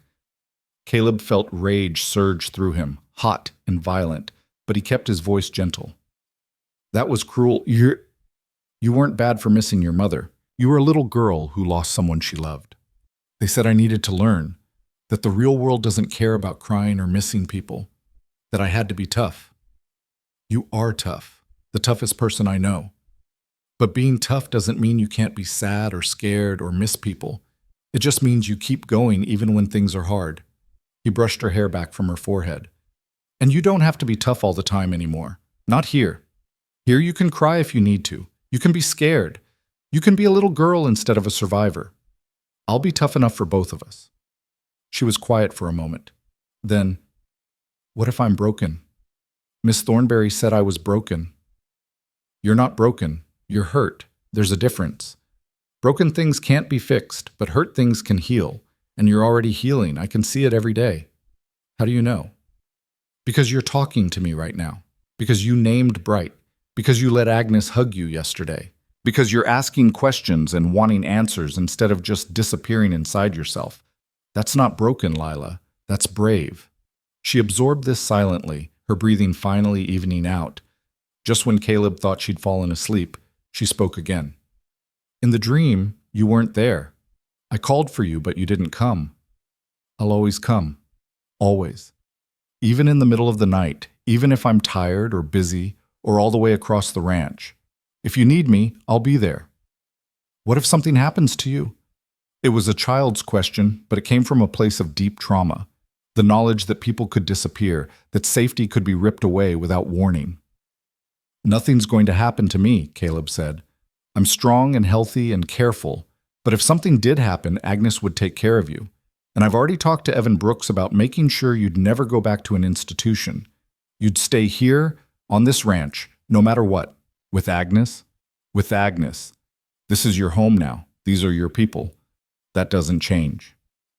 Finally, she slept, her small body relaxing against his. Caleb lay awake, watching the shadows shift across the ceiling, thinking about the responsibility he'd taken on. This child trusted him now, depended on him, and the weight of that was both terrifying and oddly right. The next morning, Agnes found them still asleep in Caleb's bed. Lila sprawled across his chest like a starfish, his arm protectively around her. She stood in the doorway for a moment, a soft smile on her face, before quietly retreating to start breakfast. Over the following weeks, the fallout from the hearing spread through Clemens Ridge like wildfire. The investigation into the county orphan asylum moved quickly once Judge Morrison applied pressure. Mrs. Pemberton was arrested, along with 2 of her senior staff members. The testimonies from current and former residents painted a picture of systematic abuse that shocked even the most hardened lawmen. Caleb followed the news with grim satisfaction, but his main focus remained on Lila. The legal victory had given her security, but healing couldn't be rushed or forced. Some days she seemed almost like a normal child, playing with Bright, helping Agnes in the kitchen, even laughing at Caleb's terrible attempts to tell jokes. Other days the trauma would resurface and she'd retreat into silence, hoarding food again, flinching at sudden movements. Dr. Matthias visited regularly, monitoring her progress and offering advice. She's doing remarkably well, he told Caleb after one examination. But you need to understand, trauma this severe doesn't heal in a straight line. There will be setbacks, triggers you don't expect. The key is consistency. Keep being exactly what you've been, steady, safe, patient. Winter arrived early that year, bringing snow that blanketed the ranch in pristine white. Lila had never seen snow before, or if she had, she didn't remember it. The morning she woke to find the world transformed, she pressed her face against the window in wonder. "Can I go outside?" she asked, turning to Caleb with an excitement he'd never seen before. "After breakfast. We'll bundle you up warm and you can play as long as you want." She could barely sit still through the meal, bouncing in her chair and asking a stream of questions. "Will it be cold? Can I touch it? Will Bright like the snow? Can I make a snowman like in the picture book?" Agnes laughed, the sound rich and warm. "Listen to you chattering away like any child your age should. It's music to my ears." After breakfast, they dressed Lila in layers. Wool stockings, warm pants under her dress, a heavy coat Agnes had sewn, mittens, and a knitted cap. She looked like a small, overstuffed doll, but she was warm. The moment her feet touched the snow, she stopped, eyes wide. Then she laughed, a sound Caleb had never heard from her before. Pure and delighted and completely unguarded. She scooped up a handful of snow, watching it sparkle in the morning sun. "It's magic," she breathed. Caleb showed her how to make snowballs, and she immediately threw one at him, her aim terrible, but her joy infectious. They built a lopsided snowman together while Agnes watched from the porch, and for those few hours, Lila was simply a child playing in the snow, unburdened by everything she'd survived. But even joy had its limits. That afternoon, Lila came inside shivering and exhausted. Agnes made hot cocoa and settled her by the fire with blankets, and within minutes the child was asleep, her cheeks still flushed from the cold. She's beautiful when she smiles, Agnes said quietly, watching her sleep. You'd never know what she's been through. I'll always know, Caleb said, and I'll always make sure nobody hurts her like that again. As winter deepened, life on the ranch settled into a new rhythm. Caleb taught Lila to read, sitting with her every evening by the fire, sounding out words and praising every small success. She absorbed knowledge like a sponge, asking endless questions about everything she saw and heard. Agnes taught her cooking and sewing, practical skills, but also opportunities for connection. They'd spend hours in the kitchen, Agnes telling stories about her own children while Lila carefully measured flour or stirred batter. And Caleb taught her about the ranch, how to care for animals, how to read weather signs, how to move quietly around horses so they wouldn't spook. Bright became her constant companion when she wasn't in the house, and the bond between girl and horse grew stronger every day. But the world outside the ranch hadn't forgotten about them. In late December, Evan Brooks arrived with news. The investigation is complete, he said, settling into a chair in Caleb's study. Mrs. Pemberton and her staff are facing criminal charges. The asylum is being shut down permanently. What about the other children? Caleb asked. That's why I'm here. There were 14 children still in the facility. Most have been placed with relatives who were located after actual effort was made to find them. But there are 3 who have no family and… Brooks hesitated. They're in bad shape, Caleb. Worse than Lila was. What are you asking me? The county is scrambling to find placements. After what happened with Lila, there's pressure to find good homes, not just convenient ones. Judge Morrison asked if you might consider… No.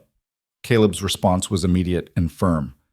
I can barely handle 1 traumatized child. I can't take on 3 more.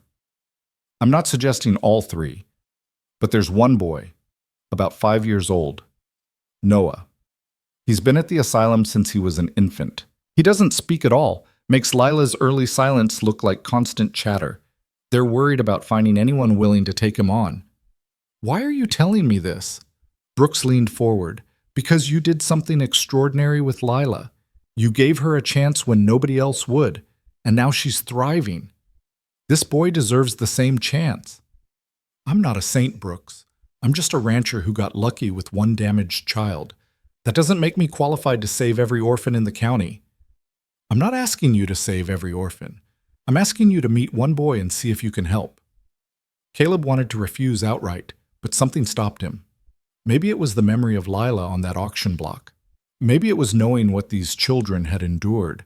Maybe it was the voice in his head that sounded suspiciously like his late wife, telling him that having the ability to help meant having the responsibility to try. I'll meet him, he said finally.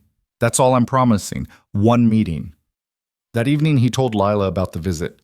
She was sitting on the floor playing with a set of wooden blocks he'd bought her for Christmas, building elaborate structures and knocking them down with gleeful abandon. There's a boy who might come visit us, Caleb said carefully. He's about 5 years old, and he's had a hard time just like you did. I'm going to meet him and see if maybe he could come live here too. Lila's hand stilled on the blocks. Another child? Maybe. I don't know yet. How would you feel about that? She was quiet for a long moment, her expression serious. Will you love him like you love me? The question pierced Caleb's heart. If he comes to live here, I'll take care of him and keep him safe. But nobody could replace you, Lila. You were first. You'll always be first. She seemed to consider this, then nodded slowly. Okay, he can visit. The meeting was arranged for early January. Sheriff Coleman brought Noah to the ranch on a cold, clear morning. The boy who climbed down from the wagon was small for his age, with dark hair and enormous brown eyes that held the same emptiness Caleb remembered from Lila. Noah, this is Mr. Rourke, Sheriff Coleman said gently. He'd like to talk to you for a bit. Noah didn't respond, didn't even acknowledge that he'd heard. He stood perfectly still, arms at his sides, staring at nothing. Caleb recognized that stance immediately, the survival posture of a child who'd learned that being invisible was the safest option. Hello, Noah, Caleb said quietly. I'm Caleb. This is my ranch. Would you like to look around? No response. He doesn't talk, the sheriff said. Hasn't said a word since they found him in the asylum. The doctors think maybe he never learned how. Agnes emerged from the house with Lila at her side. The little girl had been nervous all morning, alternating between excitement and anxiety about meeting another child. Noah's eyes flickered toward them, the first sign of interest he'd shown. His gaze fixed on Lila with an intensity that was almost unnerving. Lila stepped forward slowly, approaching Noah the way Caleb had taught her to approach nervous horses. Steady, calm, non-threatening. When she was a few feet away, she held out her hand. "I'm Lila," she said softly. "I used to be scared too, but it's safe here. I promise." For a long moment, nothing happened. Then Noah's hand moved just slightly, reaching toward hers. Their fingers touched briefly before he pulled back, but it was contact. Connection. Lila smiled, a real, genuine smile that transformed her whole face. "Do you want to see my horse? His name is Bright, and he's very nice." She didn't wait for an answer, just started walking toward the barn. After a moment's hesitation, Noah followed. Caleb and the sheriff watched them go, two small figures crossing the snowy yard toward the barn. "Well," Sheriff Coleman said, "that's more reaction than we've gotten out of him in weeks." Inside the barn, Lila showed Noah around with careful pride. She introduced him to each horse, explained their names and personalities, and finally brought him to Bright's stall. "This is my horse," she said. "Caleb gave him to me because I named him. He was born right here, and I watched the whole thing. You can pet him if you want. He likes it when you scratch behind his ears." Noah stared at the young horse, his expression unreadable. Then, moving slowly, he reached through the stall bars and touched Bright's nose. The horse snuffled at his hand gently.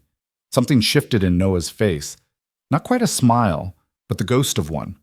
The barest softening of that terrible, rigid control. Caleb watched from the barn door, remembering the first time Lila had shown interest in the horses, the first crack in her armor of silence.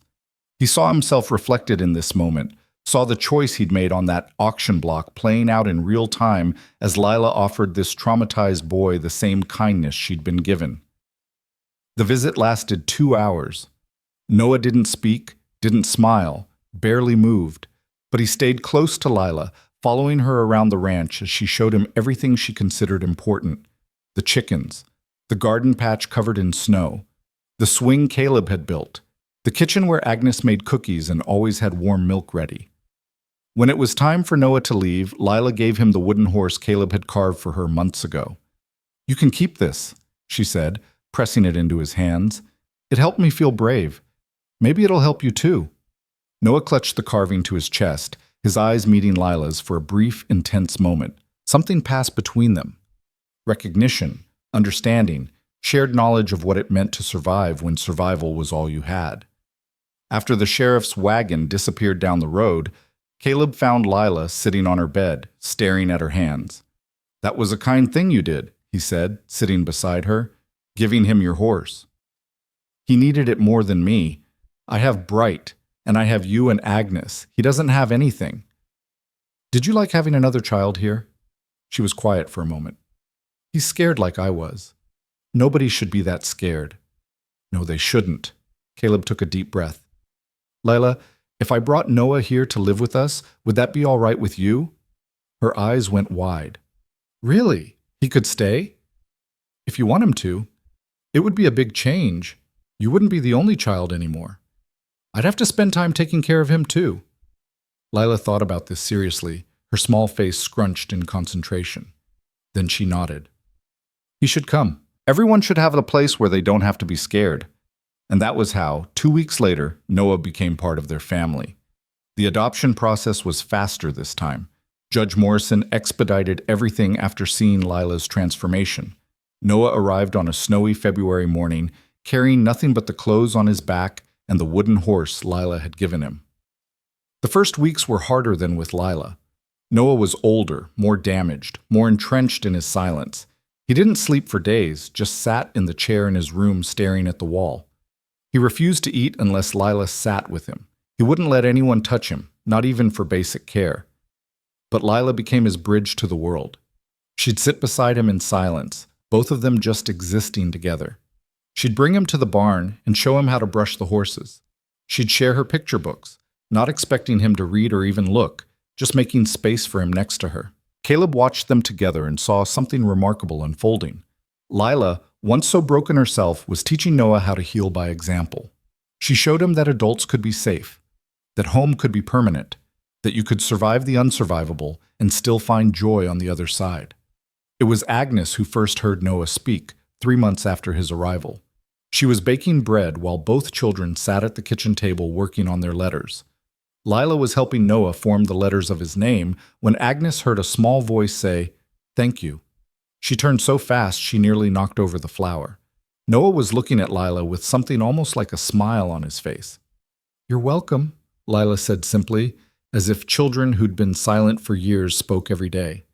That night, Caleb sat on the porch watching the sun set over his land. 2 children slept safely in his house now.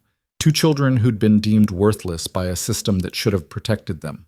2 children who were learning, slowly and painfully, that they deserved to take up space in the world. Agnes joined him, settling into the chair beside his. "You know there are more," she said quietly.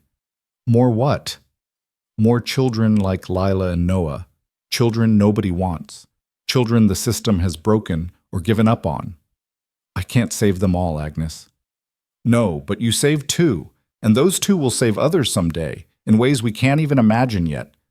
Caleb thought about Lila giving Noah her wooden horse, thought about how she'd reached out to another wounded soul despite her own pain, thought about the way Noah had finally spoken because a little girl had shown him that words could be safe. "Maybe," he said, "maybe that's enough." Inside, Lila woke from a dream.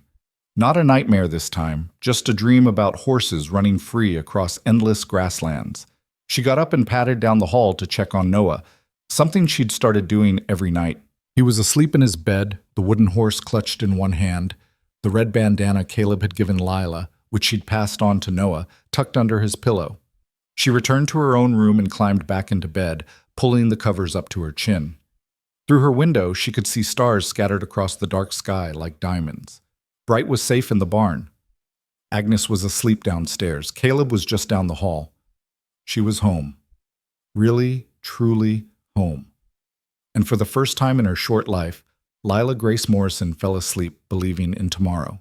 The years passed in a way that felt both impossibly fast and comfortably slow, marked by seasons changing and children growing, and the gradual transformation of a lonely ranch into something that felt like the home Caleb had lost so long ago.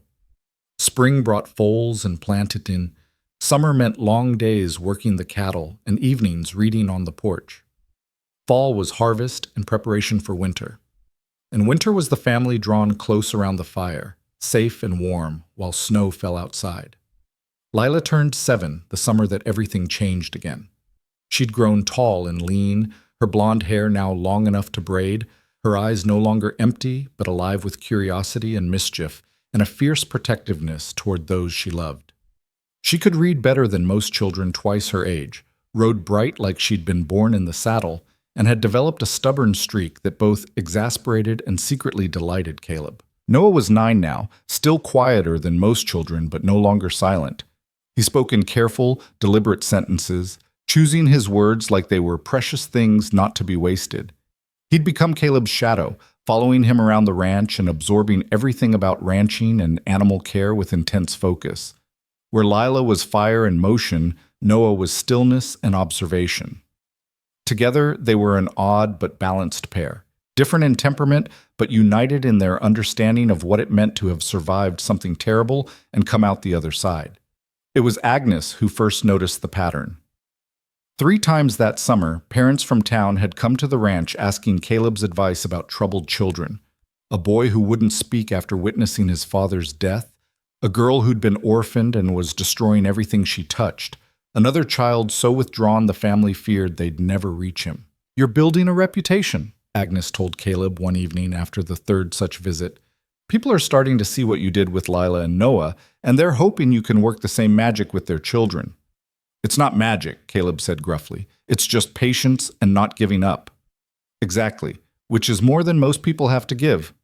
The visits continued, and Caleb found himself offering advice drawn from his years with Lila and Noah. Let them come to you in their own time.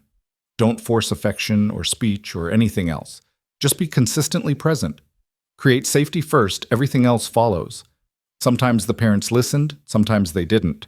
But word spread that the reclusive rancher who'd fought the county to keep a traumatized child had something to teach about loving the supposedly unlovable.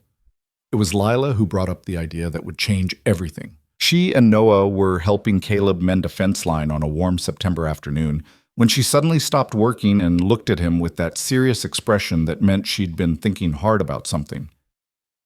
"There are more children," she said, "like we were." "I know.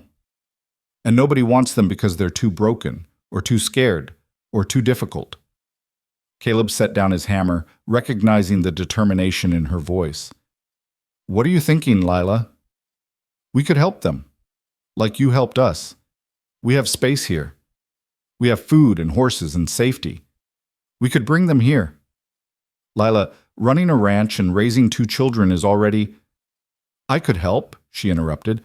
"I'm good with scared kids. I know what they need because I needed it too. And Noah could help. Right, Noah?" Noah nodded slowly. "People listen different when it comes from other kids. When Lila told me it was safe here, I believed her faster than I believed grown-ups."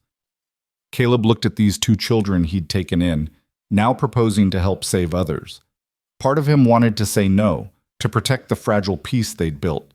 But he remembered standing at that auction block, remembered the choice that had changed all their lives. "Let me think about it," he said.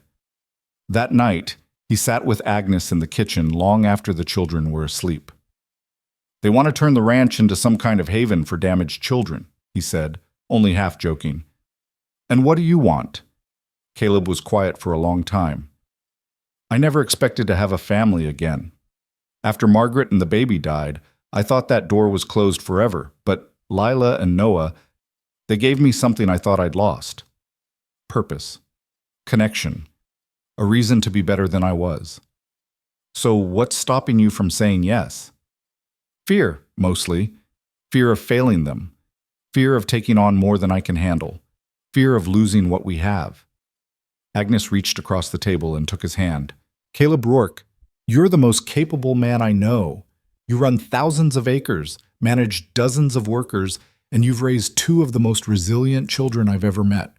If anyone can do this, it's you. It wouldn't be just me. I'd need help, real help, not just good intentions. Then we'll get help. We'll hire more staff. We'll bring in teachers. We'll do whatever it takes." She squeezed his hand. "Those children out there, the ones everyone's given up on, they deserve what Lila and Noah got. A chance. Safety. Someone who won't give up on them. You gave that to 2 children. Imagine what you could do for 10 or 20. Over the following months, Caleb worked with Evan Brooks and Judge Morrison to create something unprecedented in the county. A private children's home on the ranch, licensed and regulated, but run on principles of patience and respect rather than discipline and control. The judge helped to navigate the legal complexities. Brooks handled the paperwork and contracts, and Caleb poured money into expanding the house, building a schoolroom, and hiring staff who understood that damaged children needed time and safety more than rules and punishment. The first new child arrived in December, a 10-year-old girl named Sarah who'd been shuffled through 5 different placements in 2 years. She came with a reputation for violence and destruction, for attacking anyone who tried to show her kindness. Lila met her at the door with a directness that made Caleb's breath catch. "You're angry," she said simply. "I get it. Being angry is easier than being scared, but you're safe here. Even if you break things or yell or hit, we're not going to send you away. You can stop fighting now." Sarah stared at this small blonde girl speaking uncomfortable truths, and something in her expression cracked. "You don't know anything about me. I know you're here because nobody else wanted to deal with you. I know what that feels like. Everyone thought I was broken too." Lila held out her hand. "I'm Lila. That's my brother Noah. We're going to show you around." It took weeks for Sarah to trust them. Weeks of testing boundaries and pushing limits and waiting to be rejected. But every time she lashed out, Caleb responded with the same steady consistency he'd shown Lila years ago. Every time she destroyed something, he helped her clean it up without anger or punishment. Every time she screamed that she hated it here and wanted to leave, he simply said she was welcome to feel however she felt, but she wasn't going anywhere. Eventually, slowly, Sarah began to heal. She formed an unlikely friendship with Noah, who understood her silence when words failed. She learned to ride from Lila, who pushed her to be braver while never demanding more than she could give. And she learned from Caleb that safety didn't have to be earned or maintained through perfect behavior. It was just given, freely and permanently. More children came, a pair of brothers who'd been separated by the system and reunited at the ranch. A boy with a club foot who'd been rejected by potential families who only wanted perfect children. A girl so traumatized by abuse she couldn't bear to be in a room with men until Caleb spent months proving he was different.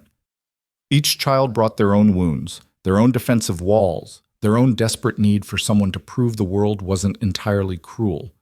And each child found what Lila and Noah had found, a place where broken didn't mean worthless, where healing could happen at its own pace, where family was built through choice rather than blood.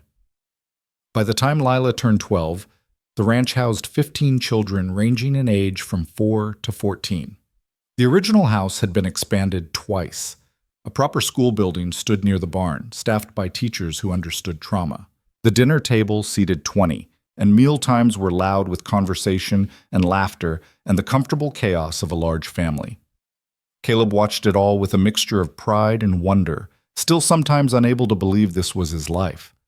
The lonely widower who'd wanted nothing but isolation had somehow become the center of a sprawling, unconventional family. It was Lila who articulated what they'd built one evening when she found Caleb sitting on the porch watching the sunset. She was 12 now, poised on the edge of becoming a young woman, still fierce and stubborn, but tempered with a wisdom born from experience. "You know what you did, right?" she said, settling beside him. "Built a home for unwanted children?" "No, well, yes, but more than that. You proved that we weren't the problem. The system was. All those people who said we were too damaged or too difficult, they were wrong. We just needed someone willing to see past the broken parts to who we really were." Caleb put his arm around her shoulders. "You did that as much as I did. You and Noah showed the other children it was possible to heal. You gave them hope. You gave us hope first. That day at the auction, when everyone else saw a worthless child, you saw someone worth fighting for. That changed everything." They sat in comfortable silence for a while, watching the last light fade from the sky. Then Lila asked the question she'd been building toward. "There are more auctions, more children being sold like we were. What if we could stop it? Not just save a few, but change the whole system?" "That's a big dream, Lila. You taught me to dream big. You taught me that one person making one choice could change everything. So what if we made bigger choices? What if we fought to make sure no child ever had to stand on that platform again?" Over the next year, that conversation became action. Lila, now 13 and already showing the fierce advocacy that would define her life, began speaking publicly about her experiences. She testified before the state legislature about conditions in orphan asylums. She wrote letters to newspapers describing the auction system and demanding reform. She was young but compelling, her story impossible to dismiss or ignore. Noah joined her, his quiet intensity providing counterpoint to her fire. Where Lila spoke with passion, Noah offered careful, detailed accounts of systematic failures.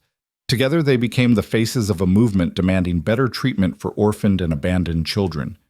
Caleb supported them while wrestling with his own complicated feelings. He was proud of their courage, but terrified of them being hurt or exploited. He wanted them to change the world, but also wanted to protect them from the cruelty of people who'd resist that change. "Let them go," Agnes told him one night. "They're not little children anymore. They're survivors who found their voices. The best thing you can do is support them." The reforms came slowly but steadily. The auction system was abolished first, replaced by proper adoption procedures and oversight. Then came regulations for orphan asylums, requiring inspections and accountability. The dark rooms were outlawed. Corporal punishment was restricted. Children were given voices in their own placements. It wasn't perfect. Systems rarely were. But it was better. Substantially, measurably better. And at the center of every reform was the testimony of children who'd survived the old system and refused to let it continue unchanged. The ranch continued to grow and evolve. Some children stayed until adulthood, finding in Caleb's home the permanence they'd never had.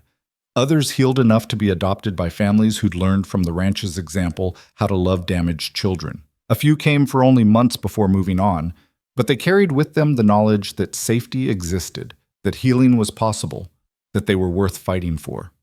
Lila turned 18 on a brilliant summer day, surrounded by the chaotic, loving family she'd helped build. She'd been accepted to a prestigious Eastern college to study law, planning to formalize her advocacy work into a career protecting children's rights. But before she left, she wanted to do something she'd been planning for months. "I want to go back," she told Caleb, "to Clemens Ridge, to the spot where the auction platform used to be." They rode into town together, just the two of them, on a morning that felt both ordinary and momentous. The town had changed in the years since that terrible day. The auction platform was long gone, replaced by a small park with benches and flowers. But Lila stood on the exact spot where she'd once been unwanted, unloved, dismissed as worthless. "I was so scared," she said quietly. "I remember standing here thinking this was the end, that I'd either die in the dark room or survive as something less than human. I couldn't imagine anything better. But you did survive, and you became something extraordinary." She turned to face him, tears streaming down her face, but smiling.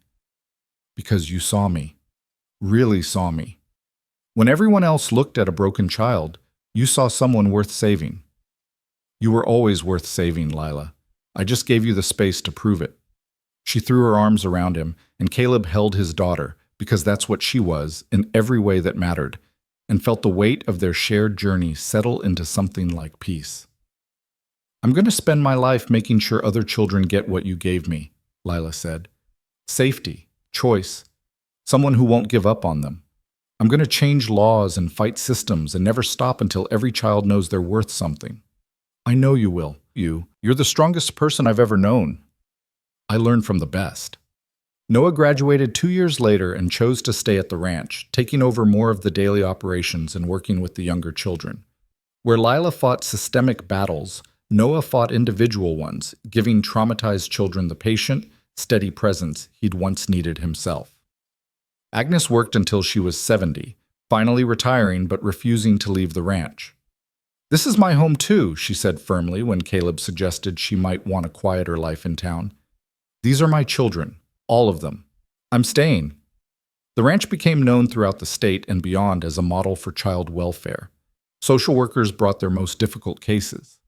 Judges sent children who'd failed in traditional placements. And one by one, they found healing in the same patient acceptance that had saved Lila and Noah. Caleb aged into the role of patriarch with surprising grace. His hair went completely gray, his hands grew gnarled from decades of hard work, but his steady presence never wavered. He was the anchor every child needed, the proof that some promises were kept, that some people never gave up, that safety could be permanent. On his 70th birthday, the entire extended family gathered at the ranch.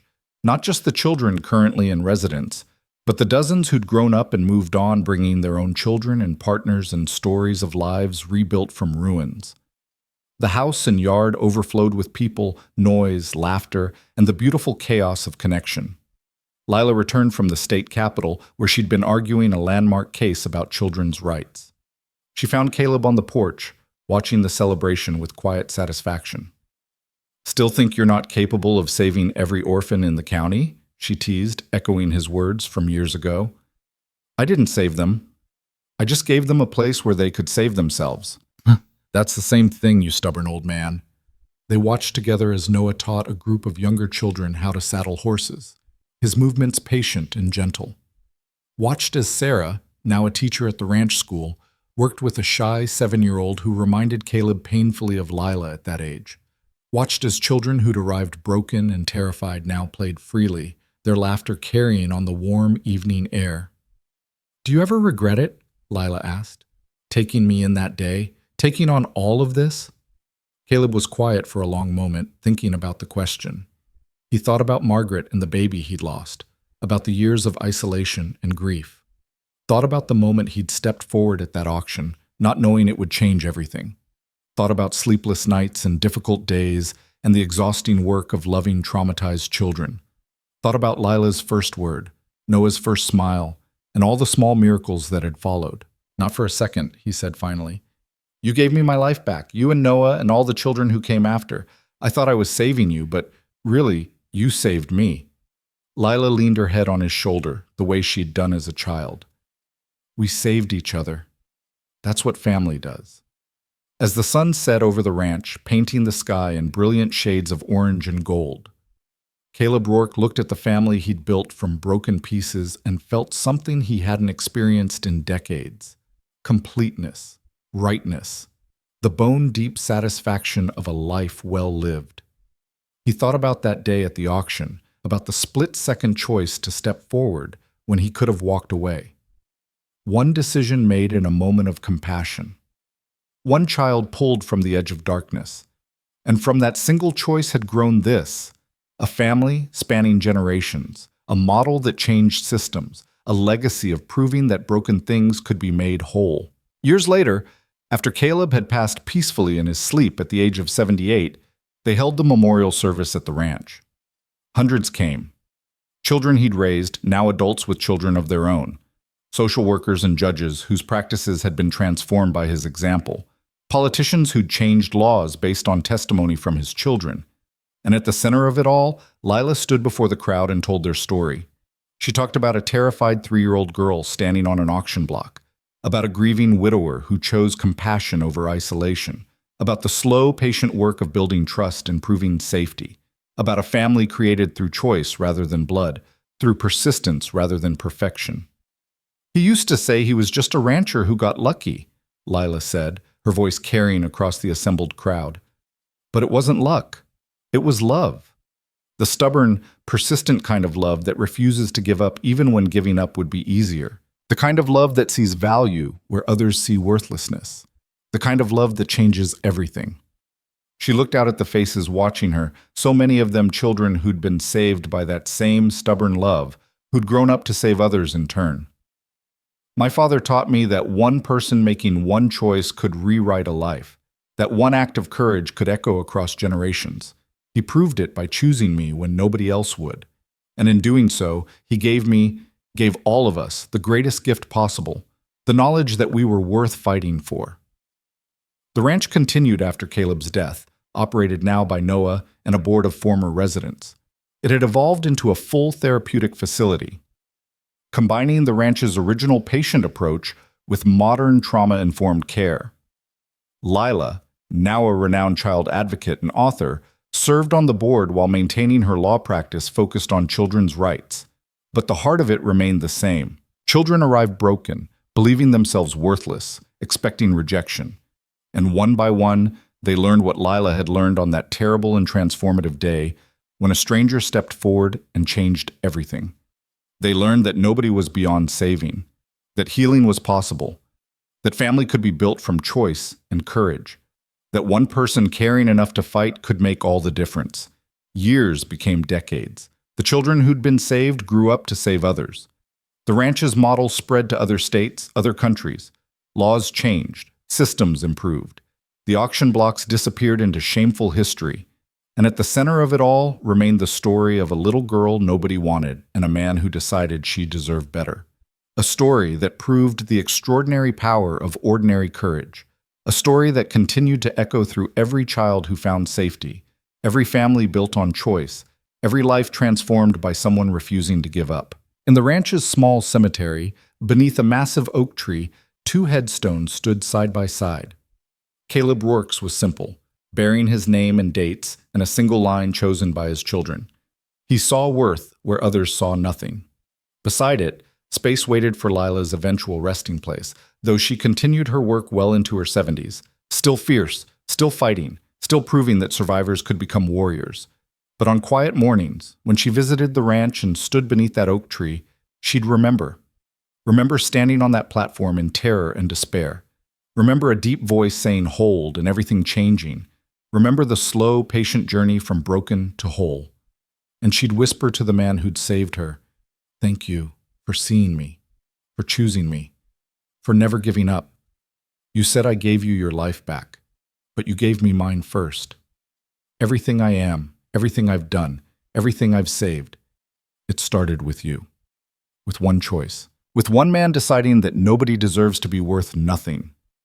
The wind would rustle through the oak leaves, carrying her words across the ranch, where children still played and healed and learned that they were valuable beyond measure, where broken things were made whole, where family was built one choice at a time, and somewhere in that wind, in the laughter of healing children and the quiet strength of those who refused to give up on them, the echo of that original choice continued. A rich cowboy stepped onto a stage. A sobbing child found hope. A life was rewritten. A legacy was born. And love, stubborn, patient, transformative love, changed everything.